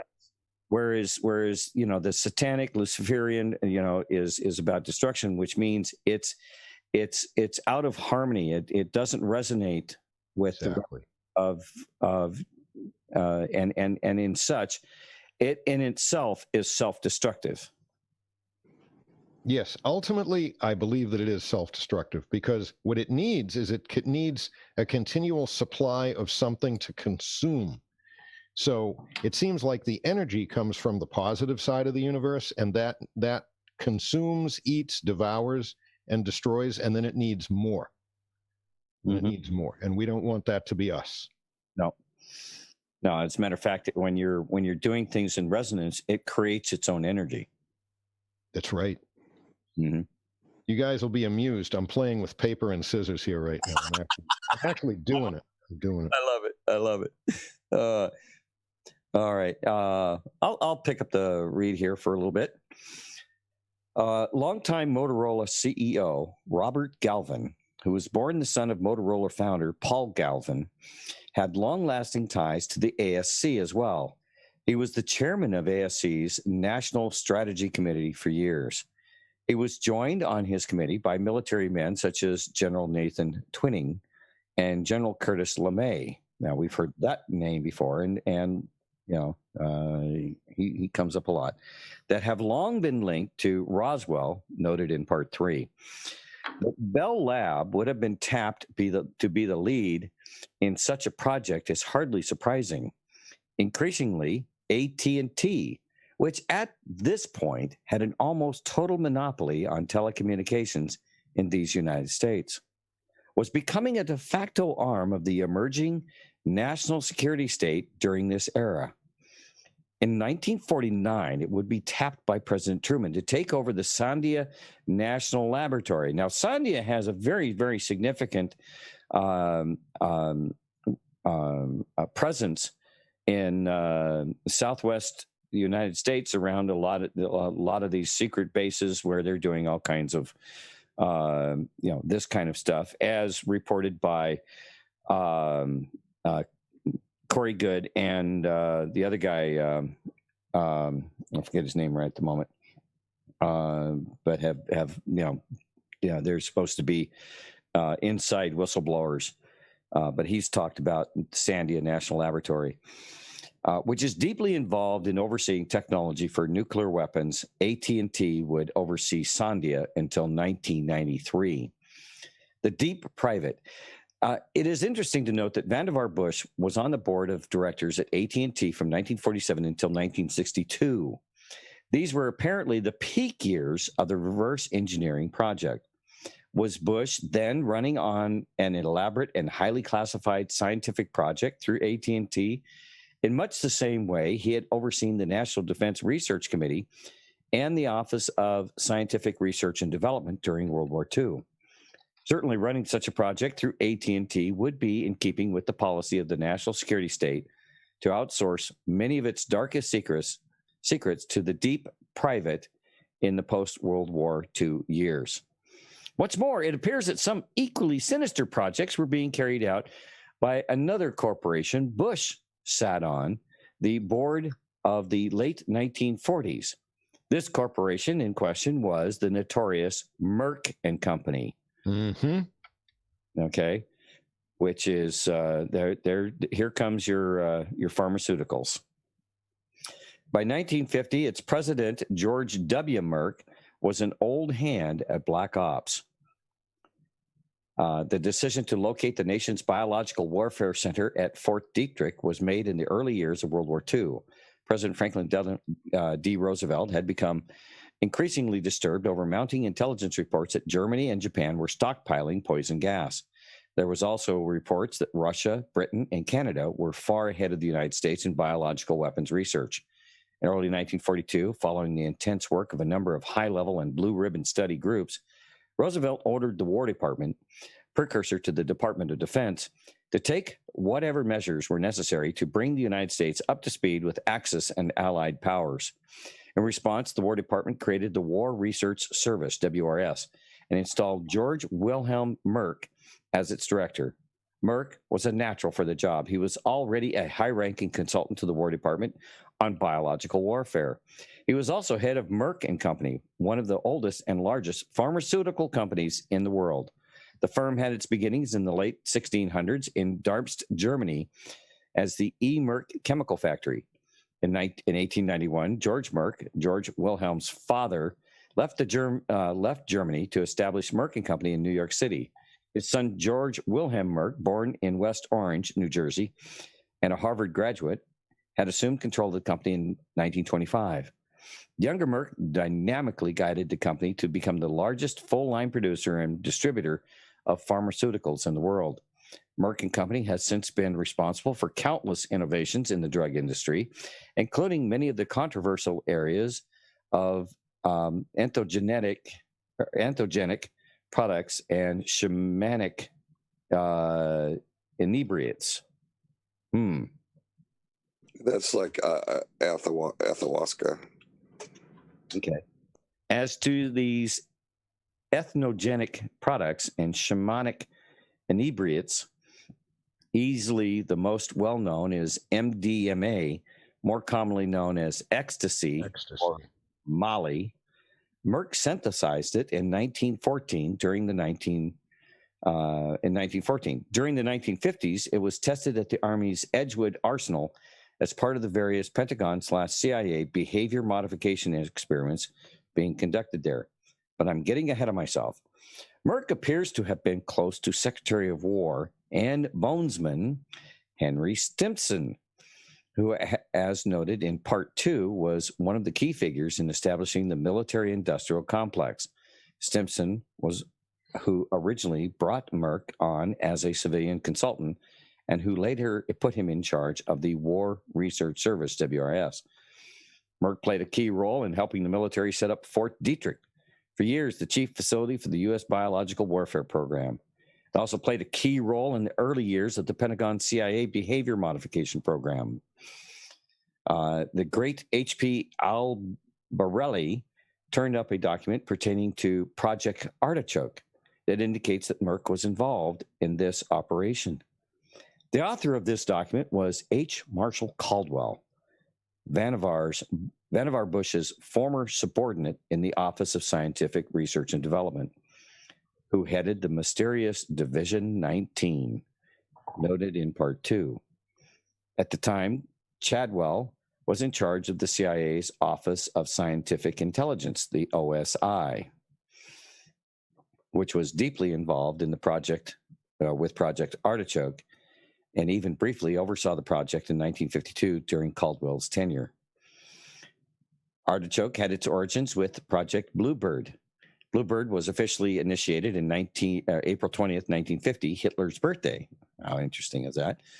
But work on it had already begun in 1949, and it just so happened that Vannevar Bush became a director of Merck in 1949. In 1957, he would become chairman of the board of directors after Merck died and would hold the post until 1962. Given that Merck and Company appears to have been involved with Project Artichoke in some capacity or another, it seems highly probable that Bush would have been been aware of these activities.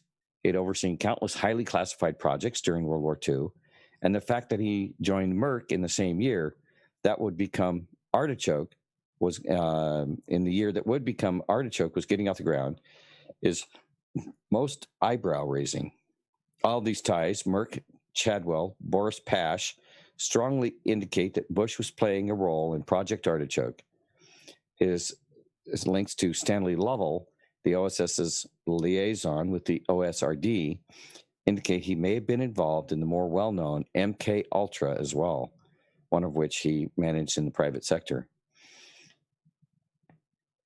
Is it then so improbable that we could have been involved in another highly classified project via AT&T and Bell Labs, as the man appears to have been involved in highly classified research from at least 1940 onwards?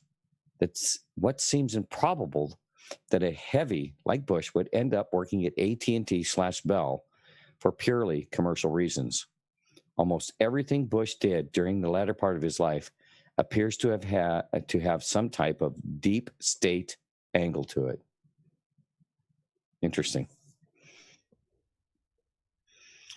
And then who was Corso? Let us now return to the legitimacy of Corso's claims. In weighing such things, it is useful to consider the man's background so as to determine if he would have been in position to know such things. So here it is. Colonel Philip J. Corso, a 20-year Army intelligence career man until his retirement in August 1963, he had been the Military Operations Coordinating Board's delegate to the CIA group planning the 1954 Guatemalan coup. Boy, these guys, they were just busy all over the place, weren't they? Gosh. Yeah, they really get around. Oh, man. Dan Happel has a show Connecting the Dots, and it's such an appropriate term in all of this because, I don't know if you've seen a lot of these diagrams that were put up, when we first started diving into Q and all that stuff, where you had all these different companies or organizations and they started drawing the lines, what connected who to who and where to where and everything. And at some point you lose the resolution on the page because there's so many lines being drawn between all these different. It almost becomes a solid gray patchwork. Yep, I've seen those. The number of connections and the network is amazing. They call those things mind maps, I think. And, I mean, literally 1,000, probably 1,500 lines on that diagram that I saw. It was a real high resolution, big file picture. Yeah. Oh, yeah. Yeah. If you want to be able to, and once zoom in.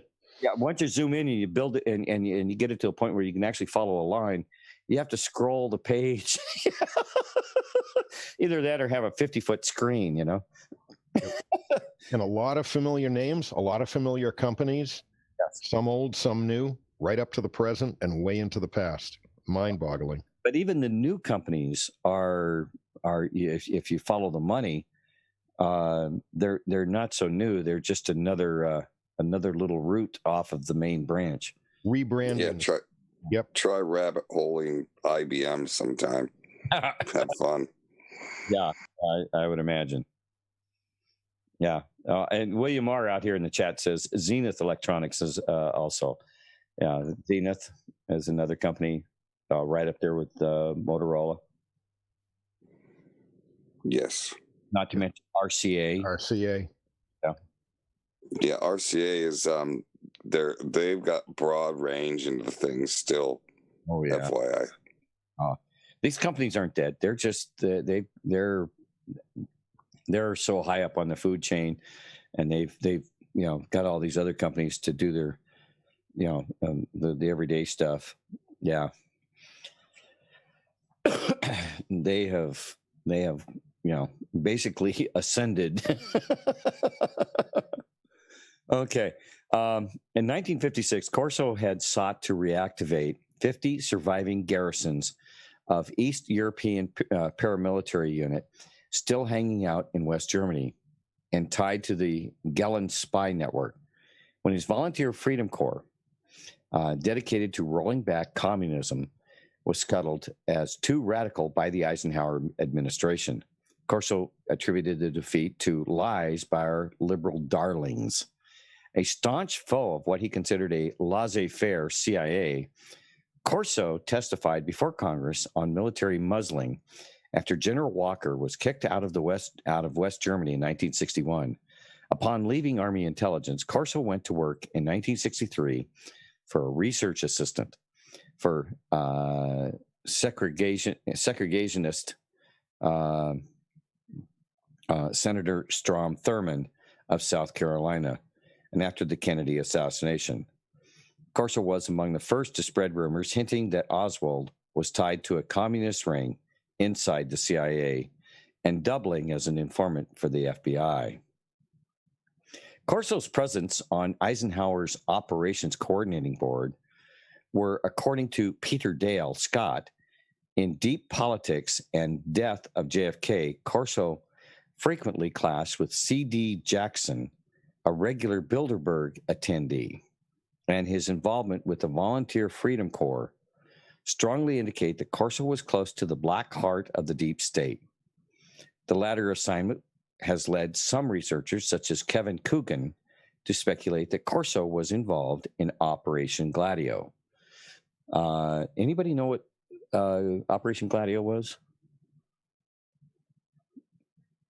Care to take a deep dive? Or at least take a little peek down this rabbit hole? That's code name for clandestine stay-behind operations of resistance organized by the Western Union and subsequently later by NATO. It was designed for a potential Warsaw Pact invasion and conquest of Europe. Although Gladio specifically refers to the Italian branch of the NATO stay-behind organizations, Operation Gladio is used as an informal name for all of them. And we could get into more of it. I could put it up if you want to read it. I actually clicked on it here, so it's on screen for folks there, but very interesting. See, it says here, the role of the CIA in Gladio, the extent of its activities during the Cold War era, and any responsibility for terrorist attacks perpetrated in Italy during the years of lead, late 1960s to the early 1980s. I remember there was things going on in Italy at that time. I remember hearing a little bit about that as a kid. Our subject of debate, the European Parliament resolution on Gladio concluded the military secret services in certain member states were involved in serious terrorism and crime, whether or not their superiors were aware. The report also urged investigations by the judiciaries in the countries in which those armies operated, so that their modus operandi and actual extension would be revealed. Interesting. All right. So that was Operation Gladio. Basically, it was kind of a covert operation. Yeah. And involved many different groups.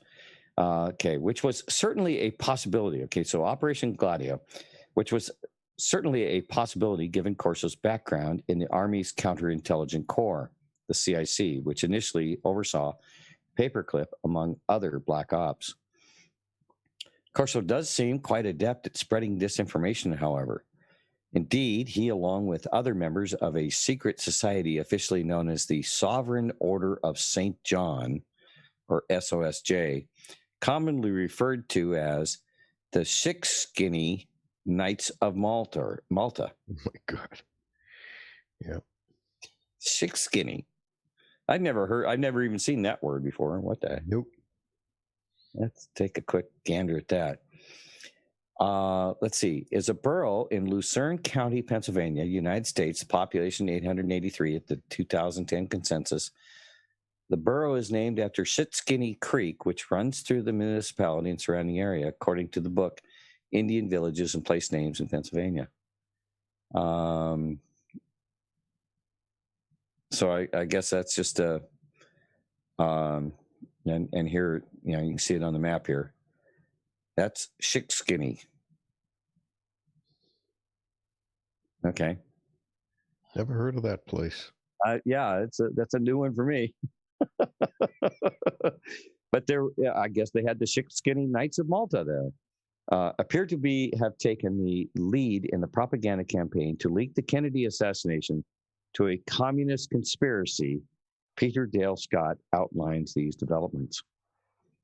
So, here it looks like they're getting into, the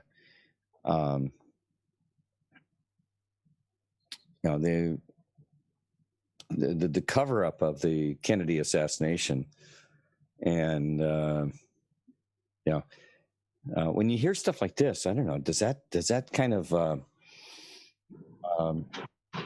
make you think that, there were bigger, more deeper reasons why Kennedy got assassinated than what we seem to believe we know? I wonder how long that subsection, that order was in when it was commissioned, when it was, what would it be, the word for that? Anyway, I wonder how long they'd been in existence, because it seems like communist philosophy had been around for a good 100 years. So I'm just guessing that they might have arisen as an opposition to that and might be about the same age. That one chapter. So, yeah. Corso built on this anti-CIA paranoia by telling his friend and fellow Senate staffer, Julian Sauerwein, who made sure it was relayed to the FBI, that Oswald was tied to a communist ring inside the CIA and was doubling as an informant for the FBI. Shikskini Knight Herman Kimsey also spun an elaborate story about his CIA duties, had put him in touch with Kennedy's assassin, the mystery man in Mexico. Apparently, the chief press secretary of the Shikskini Knights, Guy Richardson of the New York Journal-American, published a claim, soon taken up by Frank Capel, by the John Birch Society, and by Willoughby's American Security Council, that Oswald, like another alleged KGB assassin, Bogdan Stashinsky, had been trained at a KGB assassination school in Minsk. a toned-down version of the story subsequently published by Julian Sauerwein's Senate Internal Security Subcommittee with help supplied via Senator Thomas Dodd from within the CIA.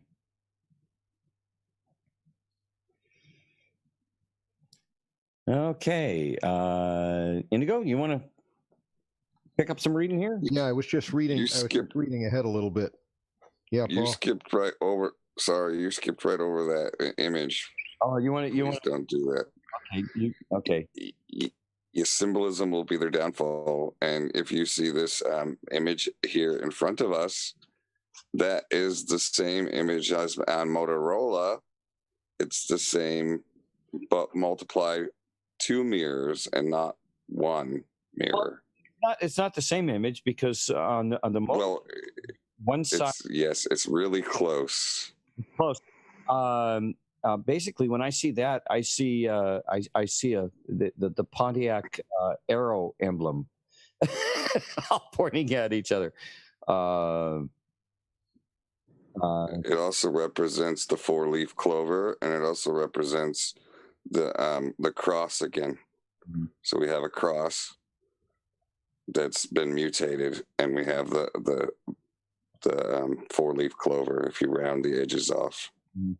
The description here says successor organization to the Knights Hospitallers rather than the much more well-known Sovereign Military Order of Malta, which is the Knights of Malta.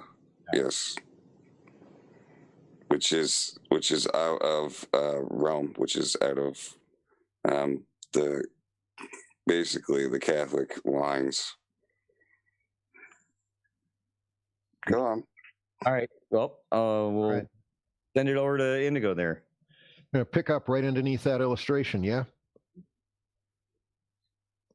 Right where you are. The SOSJ, which Corso was a member of shortly after retiring from the Army, has been extensively linked to numerous intrigues, ranging from the Kennedy assassination, noted here before, to the Oklahoma City bombing. Much of the modern American militia movement can be traced to the SOSJ, including more militant groups such as, quote-unquote, the Order. We'd have to look that up. That's rather ambiguous, isn't it? The Order. This research firmly believes that the SOSJ was a key hub in the American wing of Gladio.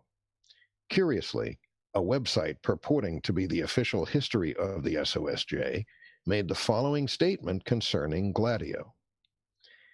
The Order was engaged in worldwide anti-communist activities.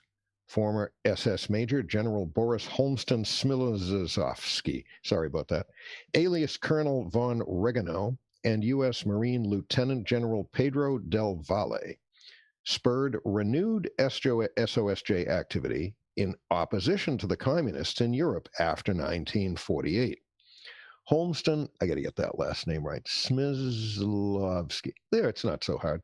Holmston Smyslovsky was an old associate of Prince Awolof. These men were involved with the Gladio program, which prompted the founding of the U.S. Army Special Forces. Boy, it's fascinating. The secret army of Tsar Kirill I formed a nucleus for Gladio's stay-behind operations, which were designed to wage perpetual war on the communists. As successor to SOSJ anti-Bolshevik bloc of nations, I see your screen flash, but you know I get it on another screen, right, Thumper? Yeah. Okay. I was looking at that, the Order, and it starts referencing back to the FBI's going after the militias, and then what one of the results of that was the Branch Davidian caper, or affair, or whatever you want to call it. So that's an interesting tie there to all of these people. Yeah, you're saying that the Branch Davidians were part of this order, correct? Well, they were identified by the FBI as a militia group, and associated with it, perhaps. Yeah. Here's it. PatCon revealed an exclusive look inside the FBI's secret war with the militia movement. And just the first couple of, it's not very long here. Undercover FBI agents posing as white supremacists gathered alarming intelligence about the militia movement during the early 1990s, according to documents obtained by IntelliWire. But FBI headquarters abruptly terminated the undercover operation, codenamed PATCON, just 3 months after the disastrous siege at the Branch Davidian compound in Waco, Texas. Timing could hardly have been worse. The networks targeted by the investigation were inflamed by violence by Waco. At least one individual targeted in the investigation, Andreas Strassmeyer, was later linked to Oklahoma City bomber Timothy McVeigh. Another target of the investigation was later linked to Eric Rudolph, perpetrator of the 1996 Olympic Park bombing. PATCON was the centerpiece of an extensive investigation of militia and white supremacist groups in Arizona, Alabama, Tennessee, and Texas. The targets advocate violent overthrow of the U.S. government and the establishment of an Aryan nation, according to the documents. So what can we pull for truth and conclusions out of that?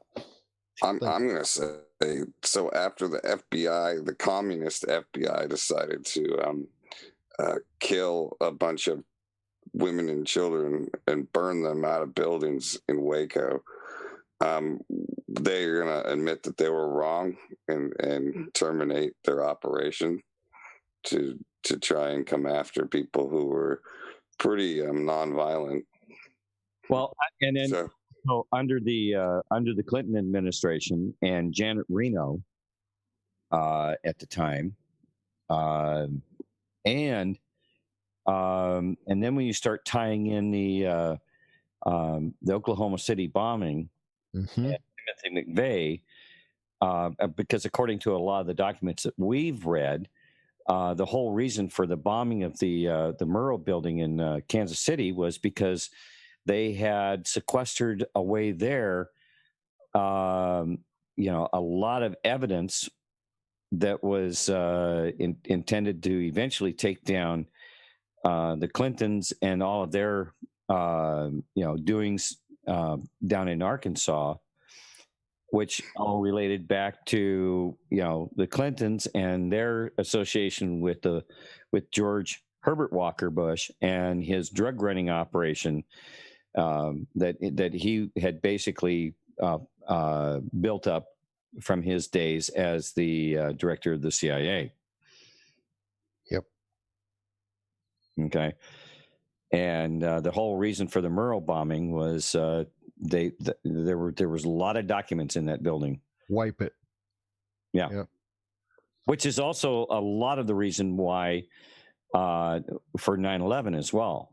There were the whole reason for hitting, to my understanding, the whole reason for hitting the Pentagon, it hit. It was a naval investigative office in that part of the Pentagon where it hit, and they were investigating. Rumsfeld, came out the day before on September 10th, and was 3.2 trillion or 13, a bunch of trillions of dollars were missing. I can't remember the exact amount. He said, we don't know where it is. Well, that particular part in the Pentagon was a Navy office, but they were investigating and all of this where'd the money go thing, and they had been for a long time. And according to what I've been able to gather out of a lot of it, Admiral Borda, who was the chief of naval operations, who supposedly committed suicide under the Clinton administration. Yeah. And I personally have met Admiral Borda. He wasn't that kind of a guy to commit suicide. Believe me, he was a pretty straight up fella, loved by the troops, and the whole works. But he when I knew him, he was chief of Navy personnel, and that's when I met him. And my wife got to know him quite well because she worked in the office adjacent to his at the Navy Personnel Command in D.C. And then when he finished his job there as Chief of Naval Personnel, he moved up to CNO, Chief of Naval Operations. And then all of a sudden he takes himself out with 2 shots from a shotgun. That's a tough one to believe. But again, you know, and then you look at the where the planes hit in the towers. They hit financial centers. What was it? What was the name of the? Was it?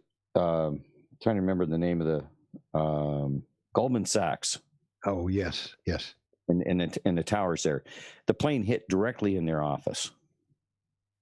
Okay, and then you get into the whole idea of the Black Eagle Fund tied up with the White Lily gold treasure that was supposedly retrieved out of the Philippines, which was the result of the Japanese pillage and plunder, and they buried it all in the Philippines during World War II. And then the clearing of the bonds that were part of the Black Eagle Fund, which was tied all the way back to George Herbert Walker Bush and this Black Eagle Fund, which was a dark fund by the CIA that was used for their off the book operations. But they had a bunch of it in bonds that had to be cleared. But there were so many of them. I forget, it was like in the billions of dollars, 8.2 billion or 18.2 billion or something like that. Had an 8 in it and had a B. But they had to clear all those bonds by the 12th, or bad things would have happened. Whatever. I'm not a financial person, so I don't know how bonds work. But they had to be cleared. They had matured, and they had to push them through. And in the confusion and all the stuff that had to do with 9/11, they took down all the safeguards that would catch otherwise suspicious transactions. Okay, and by taking down those controls to catch these suspicious actions, they were able to roll all those bonds through. And we did cover it here on Hyperdrive at one point. I'm gonna because I've been talking with someone else about this as well. I need to go back and get that, see if I can find that document that we read that from, because it really does explain how in all the confusion and everything of the towers and everything that was going on that day, how they transferred rather than through the brokerage houses in the towers themselves, they transferred it down to a hub center down the street. But they also took down all these safeguards and they ran all these bonds through. They saw spikes of these massive bond transactions going through, but they'd removed all the safeguards and nobody questioned it, because we had 2 big buildings that were now piles of rubble in New York City. The Pentagon had been hit, and the world was in a turmoil, and they got away with it basically. That was on that day that movement took place. Yes, on the 11th. Mm-hmm. Wow. Yeah. What are the chances of a coincidence like that?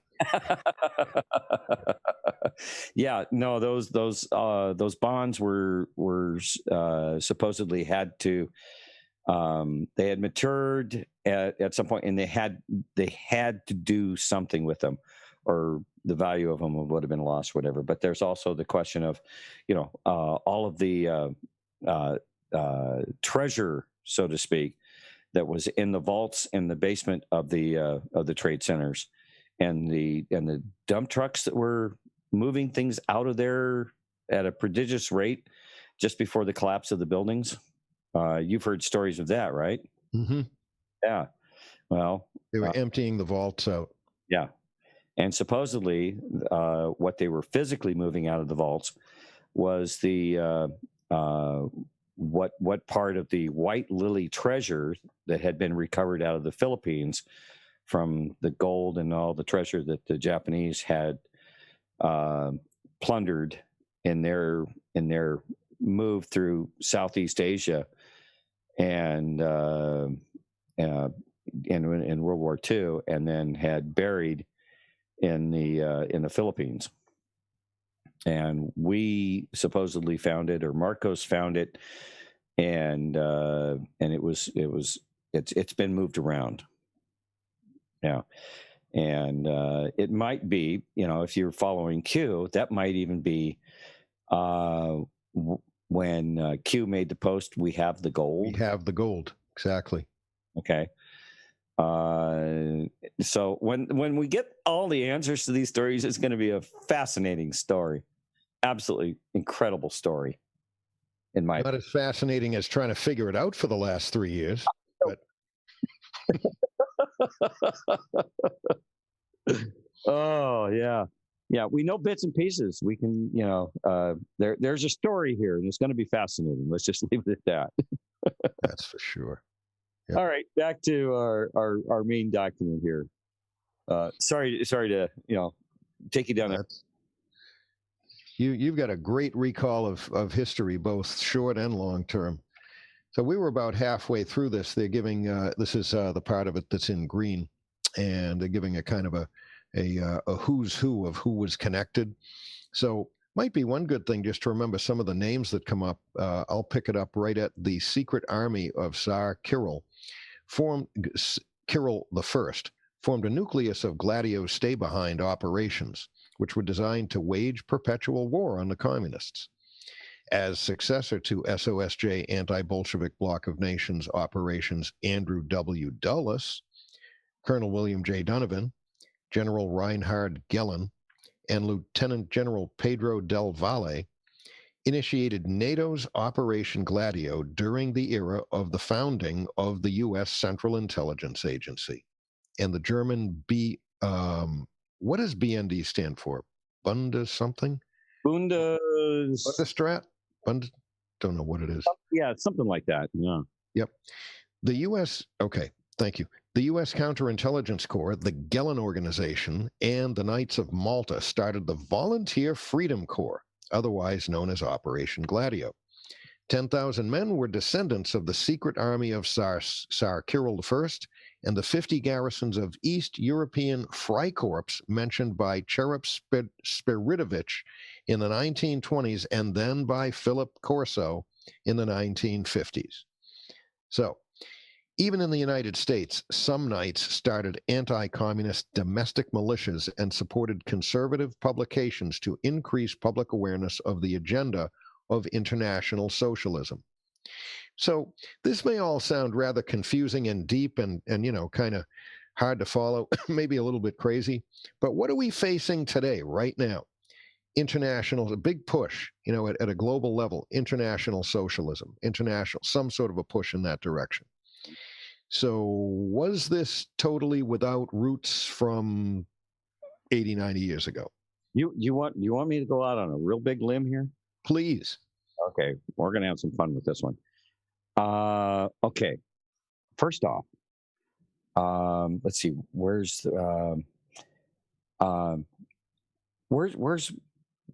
Trump's family from? Scotland. Are there any ties in Scotland to the Knights of Malta or any of the those groups? Yes. Okay, let's just kind of start with that premise. All right, and then we see here that up here the Gehlen Organization and the Knights of Malta started the Volunteer Freedom Corps, otherwise known as Operation Gladio, and they were there to frustrate the commies, so to speak, from what I get from this. They had some knights started anti-communist domestic militias and supported conservative publications to increase public awareness of the agenda of international socialism. Okay, now one of the other things that I know from some of the information that I've read before is that who was a big benefactor of let's see, I forget his name, the guy that founded the John Birch Society. Who was a great big supporter of him? Financially, yes. You got me. Trump's dad. Oh, really? Yeah. He helped in many ways with the original funding of the John Birch Society. Isn't that interesting? You know, this is all part of Donald Trump's heritage. This is where he came from. That's why I keep saying this goes deeper. And President Trump wasn't just a guy in New York building buildings and doing stuff. This man has been destined for this job. You know, he also built a really nice golf resort in Scotland not so long ago either, too. Mm-hmm. Yeah. So when you start tying all this together, and then his dad was also a bit of a benefactor through financial people he knew of Tesla. Okay, and then we had John Trump, Trump's uncle, being the government's kind of point man to go close out affairs as far as not only that, prior to his death, because of the work that Tesla was doing, John Trump was one of the people, because he was a physicist. He was very I mean, the family is not known for being stupid. Okay, some very intelligent people in that family, but his uncle was there to oversee what Tesla was doing, and to make sure, because this is prior to World War II, and because we had the Bushes connected with the Nazis. Prescott Bush was financing the Nazis at the same time.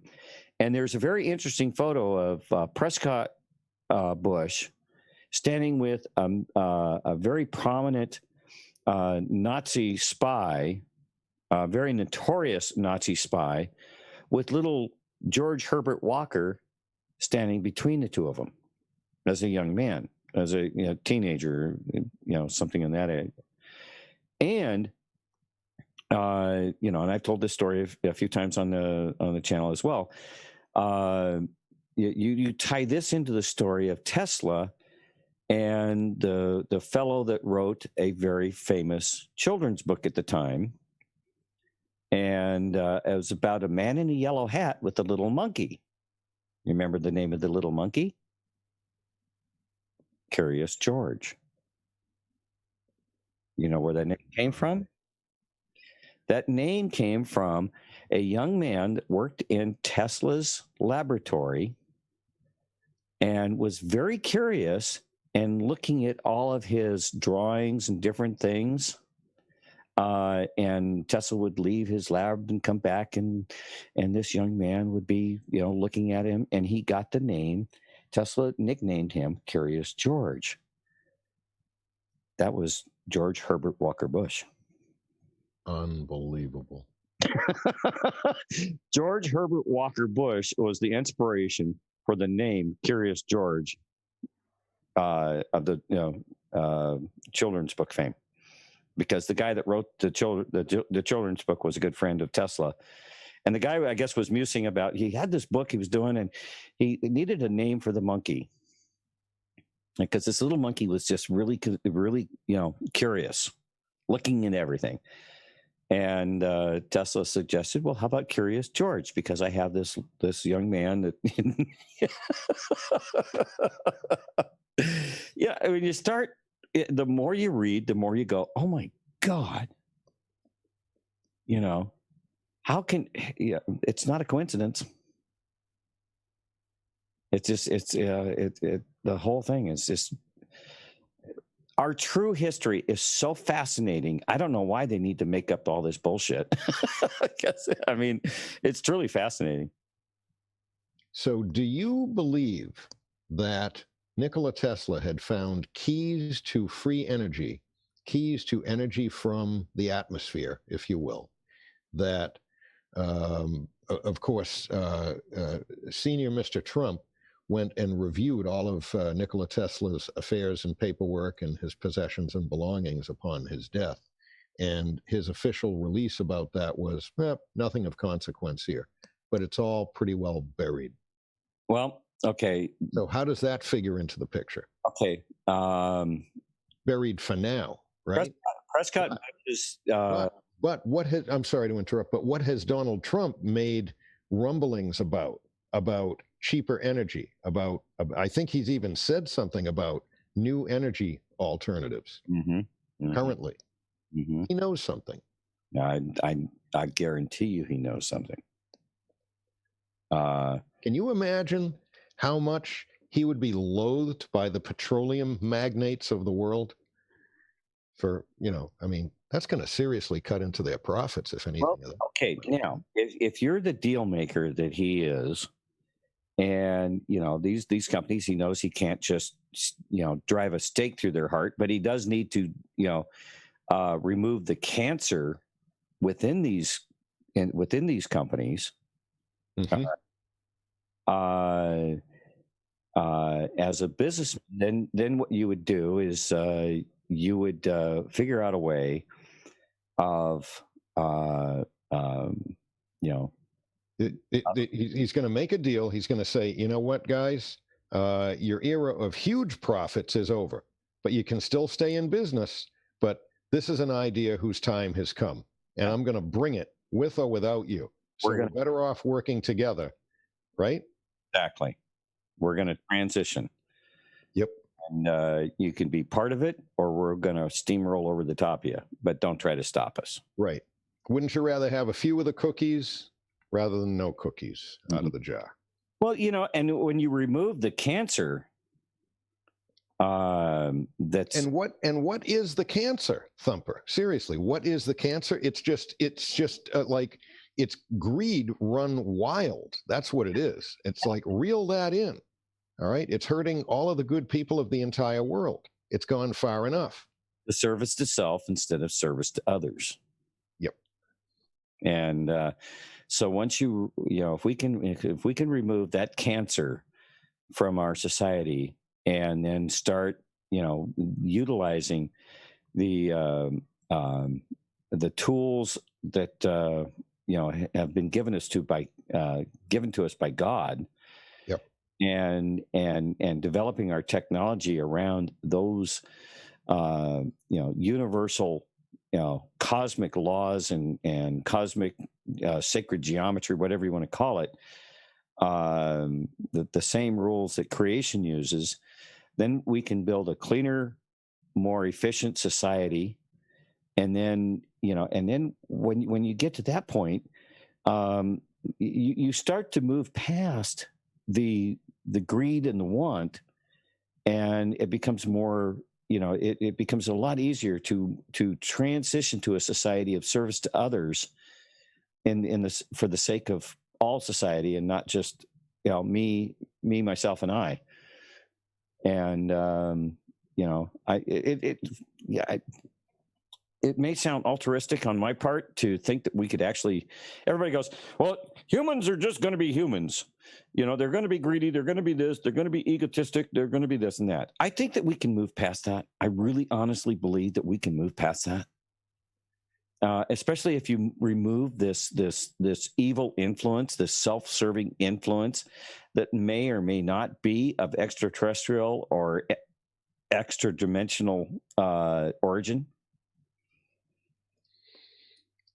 It's my opinion, if there are, and I believe that there are, extra-dimensional or extraterrestrial intelligences, there are some good ones and some bad ones out there. It's like anything else. So, the laws of the universe, there's always balance.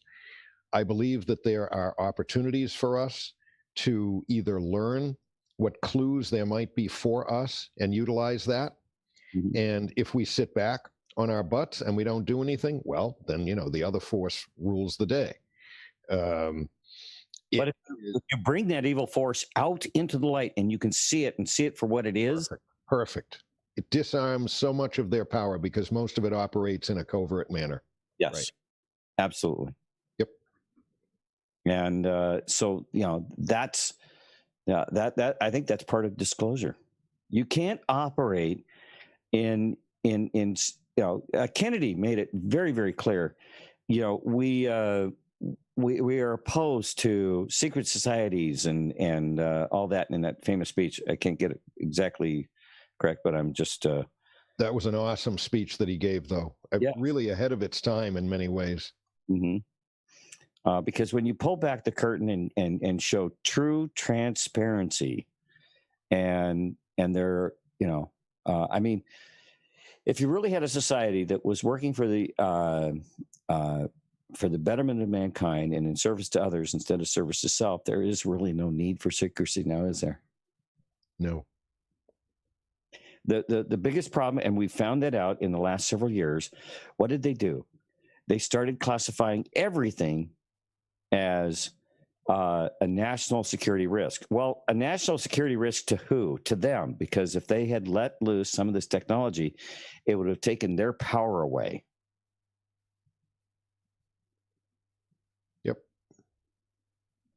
So, when you take away that, I got something that you don't, and well, the thing of it is, there are those certain group of people, that like to rule, and they like to just have more and more, and it's almost an appetite that starts feeding on itself.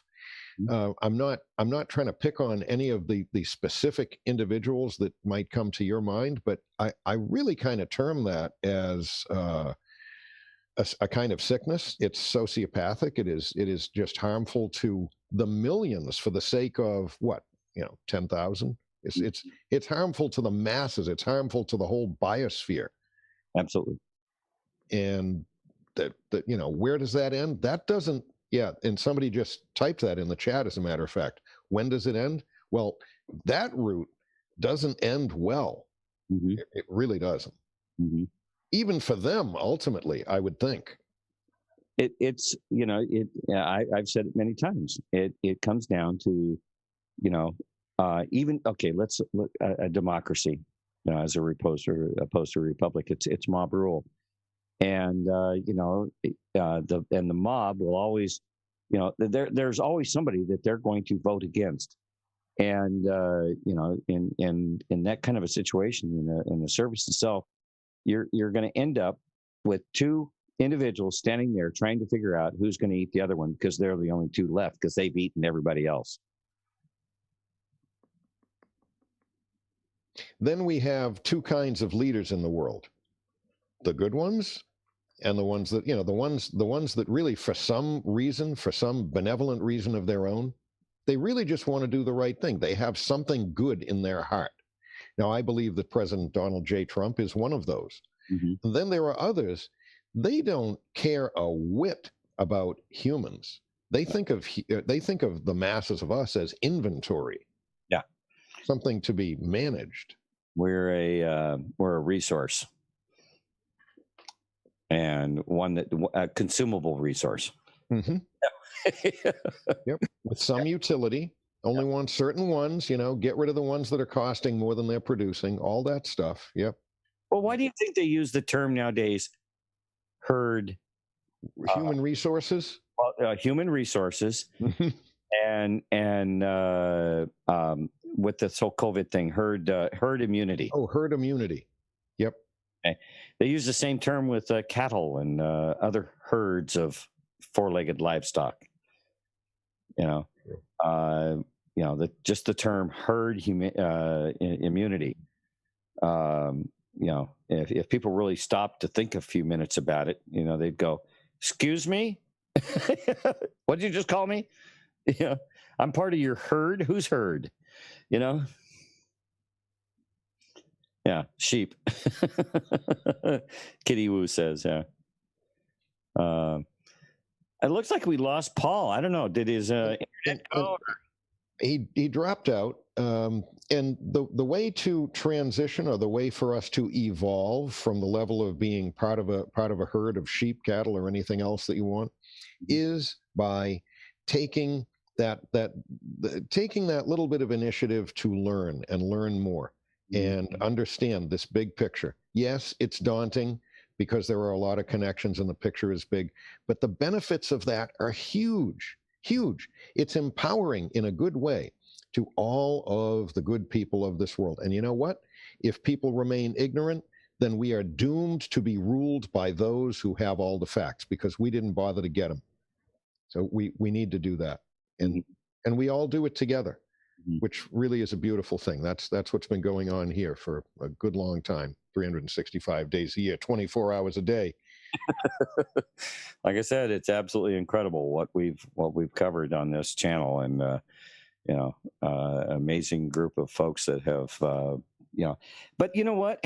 So much of this information has been sent to me by the folks out here that are listening, that are digging and diving and finding out these things, and they send little tidbits as well. And some of the best stuff has come from you folks out there that have little pieces of the puzzle, and you send it, and I get a chance to look at it. I wish I could look at all of it, but don't stop sending. Because I look at as much of it as I possibly can. It's impossible to look at all of it.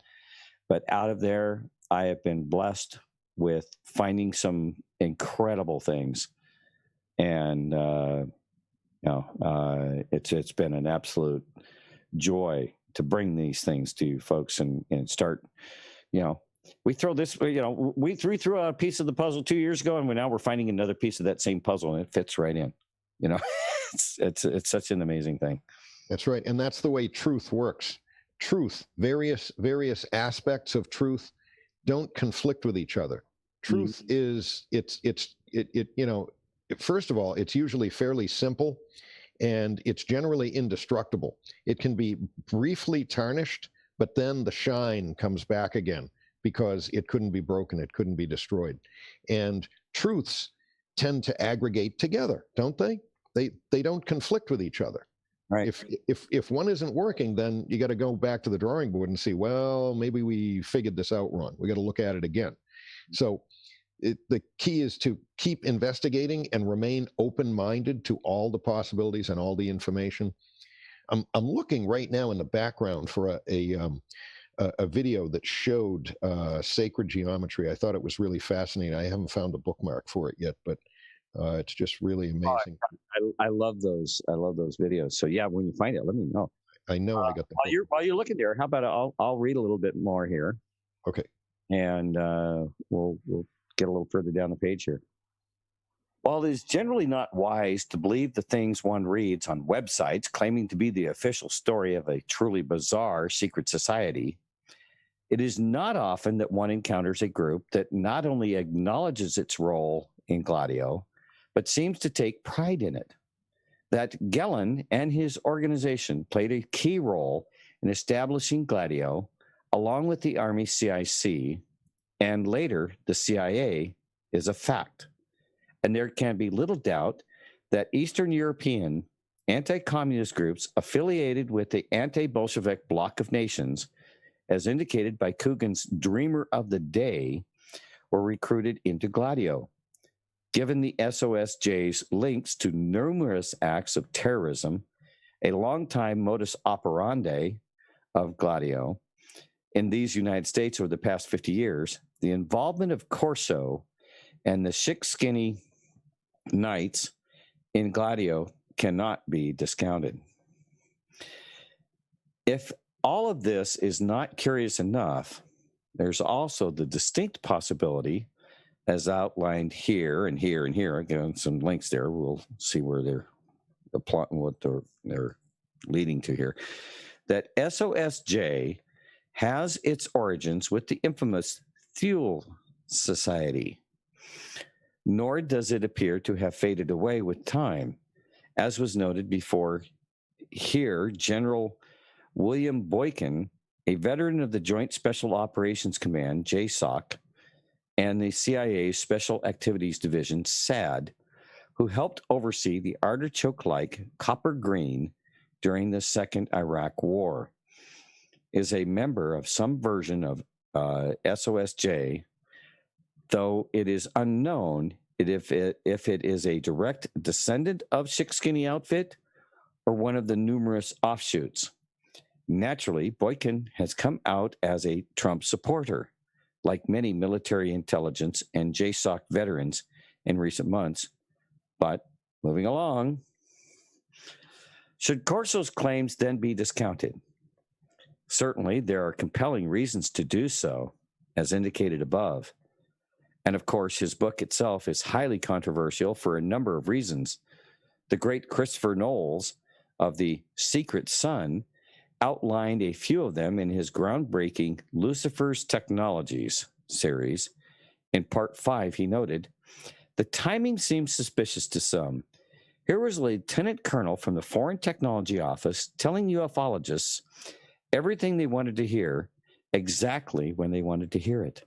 And critics noted the book was rife with basic errors of fact. Many of errors were curious. Some had nothing directly to do with Corso's Roswell claims and were the kind of mistakes that could have easily been corrected by his co-author Bill Burns when the book was in the editing process.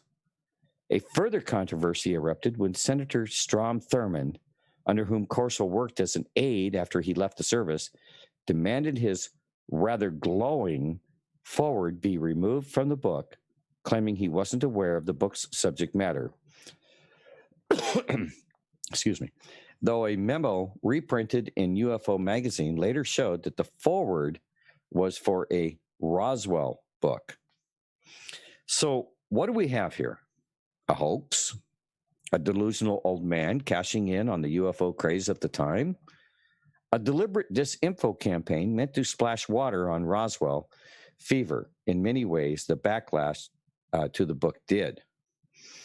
Michael Sala, who's been a guest on the show, whose resume is strangely more fitting to an undersecretary of state than a UFO researcher, dug into the controversy over Corso's book and found that many of the claims made against his reputation and his credibility were either false or trivial.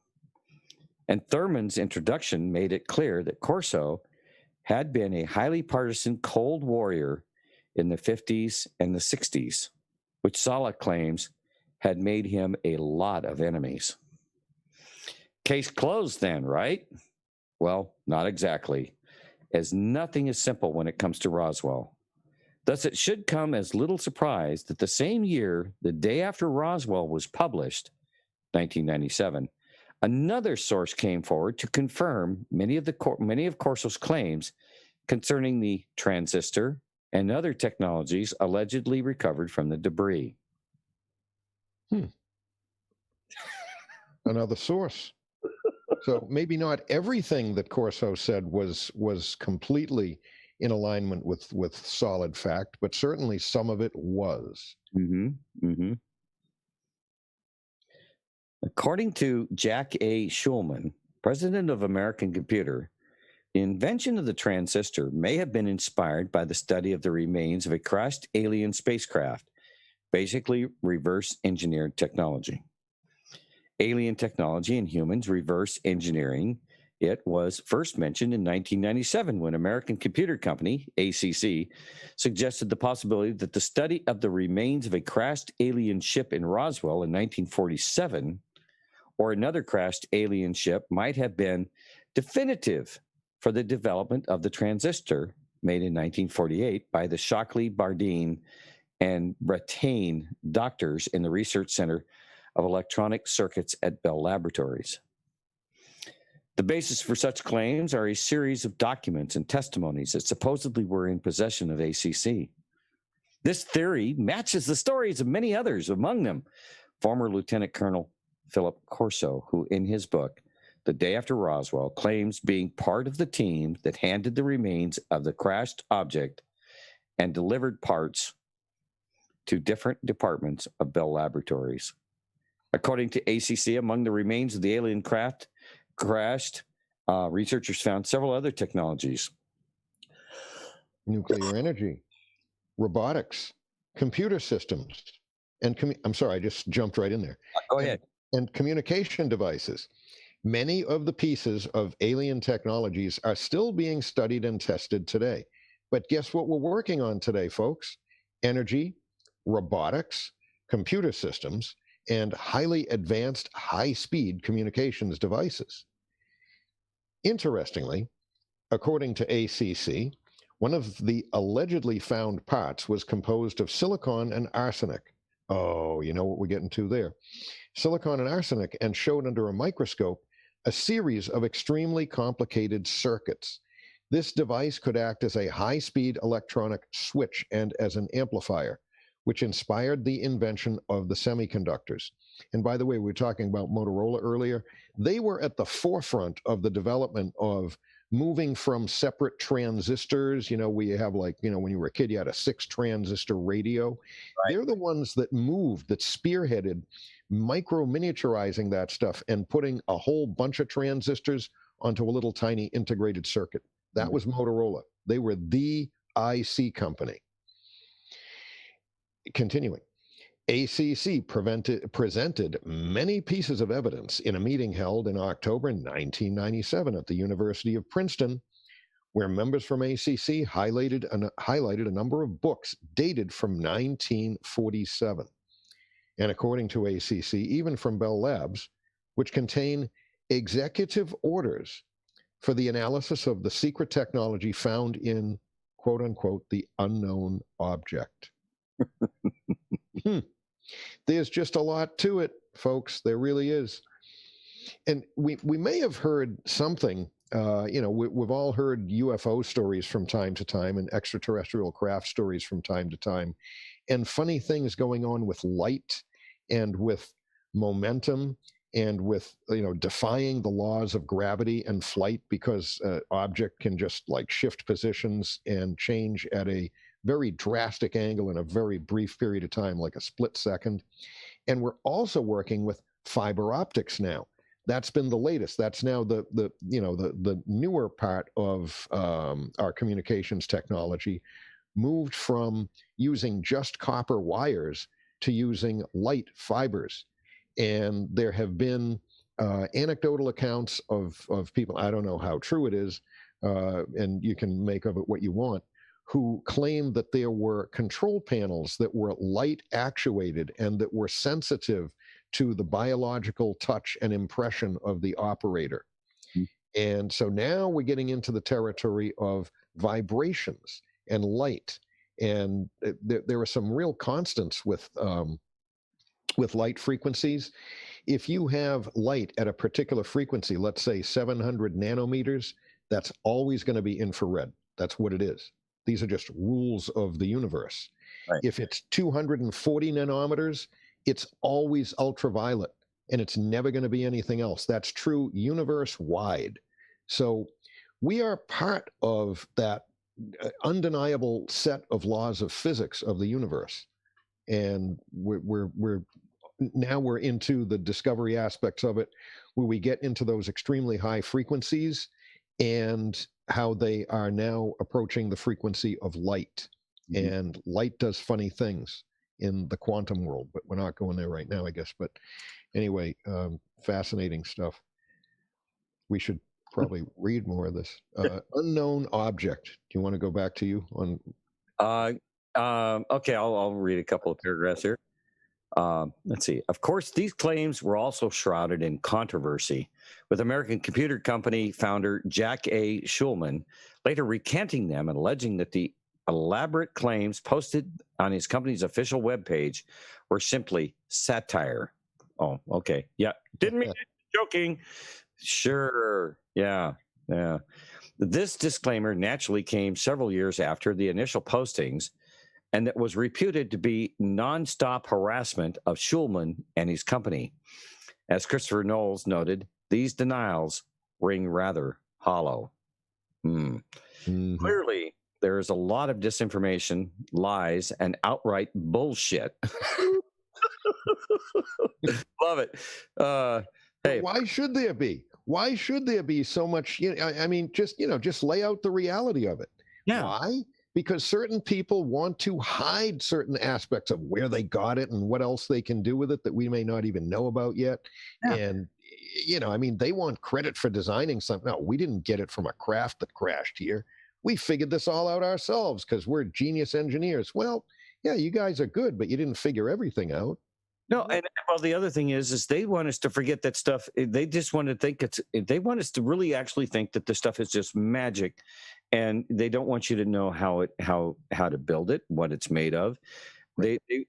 And that is that because, see, they deny creation. They want to limit us. They also want to make it so that no, there's no ETs. It's all earthly. We figured it all out ourselves. Well, don't you get smart either, because if you get too smart, we might get smarter than they are. That's right. If we start not limiting ourselves to the boundaries of just what we're fed in watered down science classes and university programming, etc., and I mean programmed learning in universities, so understand clearly what I meant, then who knows what we might discover once we open up the horizons of our exploration into beyond what we've been taught is the limits. Absolutely. Yeah. That's the thing, the universe is made up of creation. And if we're not part of the creation, then we're part of the problem. Yeah. Okay. And creation is the use of the knowledge and the proper use of that knowledge in order to create and move and advance forward. In some sense, the controllers of knowledge, whoever they are, the controllers of knowledge and the controllers of industry and all that, they are in some sense denying the greater expanse of creation. They want to keep it all confined into a little envelope of earth that they can control. And it's obvious why they would want to do that, right? Well, that's the Luciferian, the satanic, everything under control, however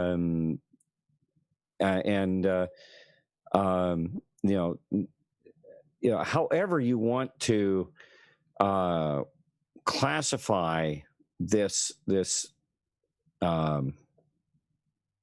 what restrains us from really truly achieving our God-given abilities and expectations that God and creation has for us is this entity, whatever you want to call it. I mean, it's they despise the idea that we are going to achieve something that maybe they are not capable of. Maybe that, or they can definitely see that if we do achieve that, it spells the end of their dominion over us. I almost didn't mean to use that word, sorry, but actually, it's a well-placed use of the word, though. I mean, what does just nature? Do you want to be put in a box? Do you want to be put in a cell? Do you want to be confined, whether it be figuratively in an intellectual sense or in a physical sense? No. And what have we learned about creation, the universe? It's gigantic.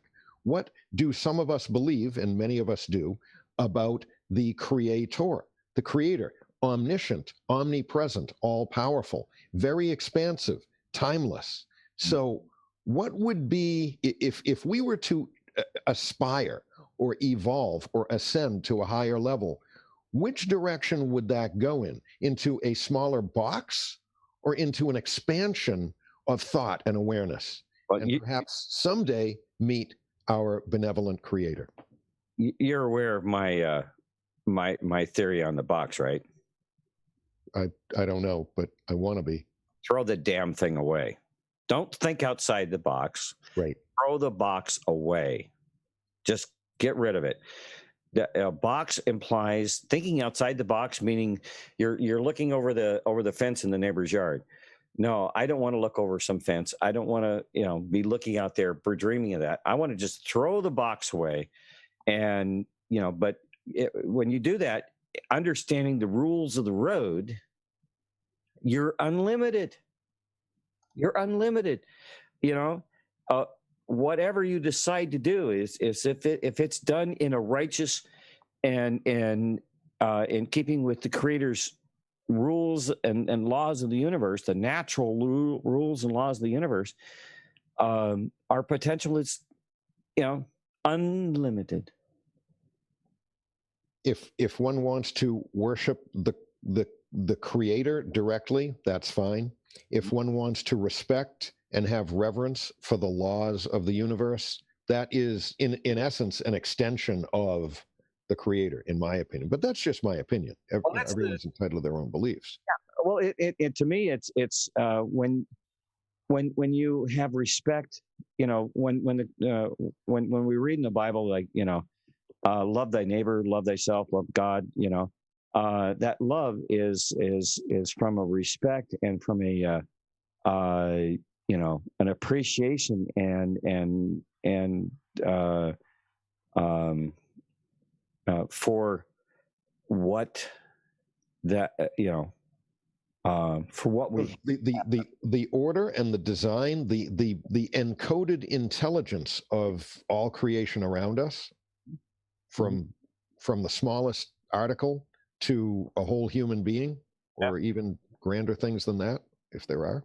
Yeah. No, I tell you, you know what? We have totally burned up 3 hours here, just about. We're wow. You want to see a few pictures? Would you like to see some? Would you like to see some sacred geometry here? It's about 3 minutes long. We might have just enough time to fit it in. Yeah. Well, and Rooster may need a couple of extra winks, or he might need an extra sip of coffee before he pops back in here to do his normal show. But right. Go ahead and put that up. I'm going to run to the my coffee filter is full. I'll be right back. All right, good. Hang on just a minute, y'all, while I get this thing ready to put up. So what we're talking about is the Fibonacci sequence and how certain numbers seem to blend and fit right into it. And there's something amazing about mathematics when it's done correctly. I'm not the best mathematician in the world, but when it's actually done correctly, is that it makes sense. It obeys laws of symmetry, and it kind of works in many actual real life models that we design, as well as it shows that it is present in nature. So what I'm doing right now is getting this thing ready to share. I think I am in, and now I'm going to get this up there, and just bear with me for just 1 second. It'll be right up. So this is just a short little video, and I won't play the sound, but if you want to take a look at it, I'll kind of narrate along with it as I go here. So just stand by. I can get it to show. There we go. Okay. So here we have this a little video that you can watch on YouTube if you want, and credit to the provider of it. This is Fractal Nature, Sacred Geometry and Numbers. And so we start with simple addition of numbers, and it's going to start to show a pattern. So 1 + 1 = 2, and then we continue on. Okay? And so the sequence goes like this. 1 + 1 = 2, 2 + 3, which is 2 + 1, = 5. And we continue on. 5 + 3, 8. 8, 13. See how it works? Mm-hmm. All right. Now, we start with these squares on this grid work. So we have 1, 2, 3, and then it continues, and it keeps going in a circle. All right.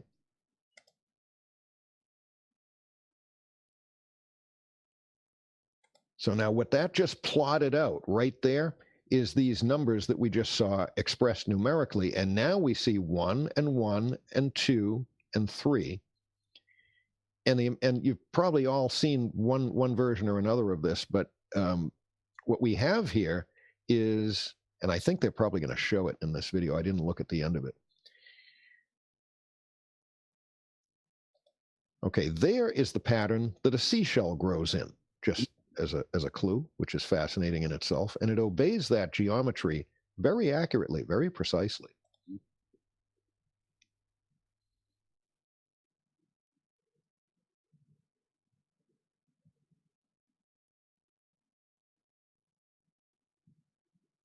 So there's your seashell again.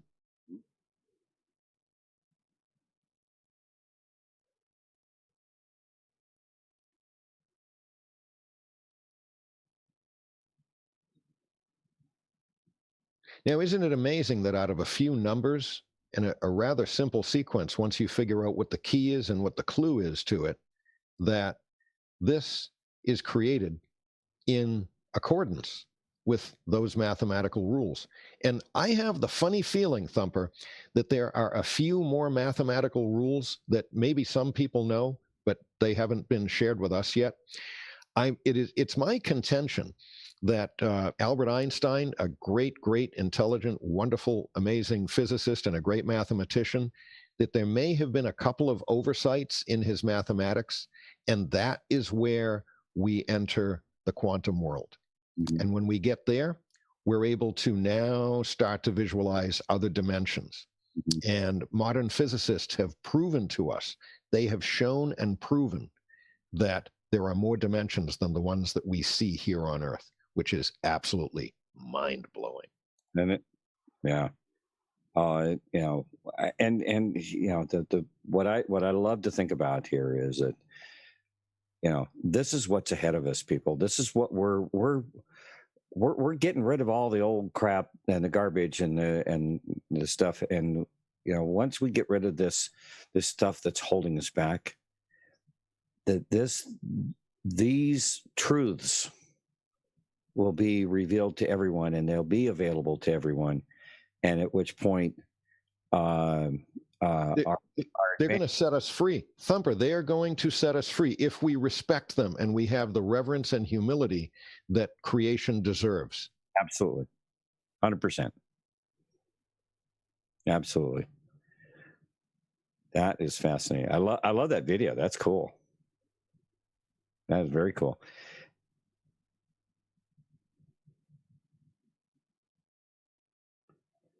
Yeah, there's your dandelion. There's your sun. Mm-hmm. Sunflower. Yep. Yeah. Yeah. It's in everything. So it's all around us in the world of nature. It's almost like humanity has the opportunity to wake up and start embracing a greater beauty, a higher reality, a higher order, far higher than somebody just trying to dominate us over. And, you know, we battle over whether they're going to raise our taxes or not. That's the small stuff. I know it's big to us on a day-to-day basis, but what we have open to us is huge going forward. Drop a link to that video. I love it, man. Can you drop a link in there? Yep. I can put it everywhere. I'll put it out in DLive as well. Yeah, I'm sure folks out there in the chats would love that too. Yeah, I love how they pull all that together. That is awesome. Very cool. All right. Well, Indy, hey, thank you so much for joining me tonight. Dude, I want to thank you. I've really enjoyed being with you guys tonight. And I think you got a really fantastic operation going on here. And it's been built on dedication and blood, sweat, and tears for years. And I really appreciate you. Thank you. Thank you. And just to kind of reiterate, Tennessee Walker out here says, Thumper, this has to be one of your best shows. And I, for one, would love to see this guest again. Great knowledge, good voice. Well, I agree with you 100% there, Tennessee Walker. It's been a fascinating show. And I'd love to have Indy on as often as he would like to be here. He does have a business and run a living, and unfortunately for him, this time slot is a tough one because it's in for you it's like Eastern time zones. Yeah, you're Eastern time zone. So you're just about to hear the chicken start to crow here. Hey, that's okay. I mean, why not start the day now? I'll go to the kitchen, throw an egg in the pan, scramble it up, hit the road. Let's get a move on. Thank you, Thumper. Thank you so much. Thank you. And believe me, I'd love to have you here as often as you would like to be here. And I appreciate it. But it's totally up to you. All right.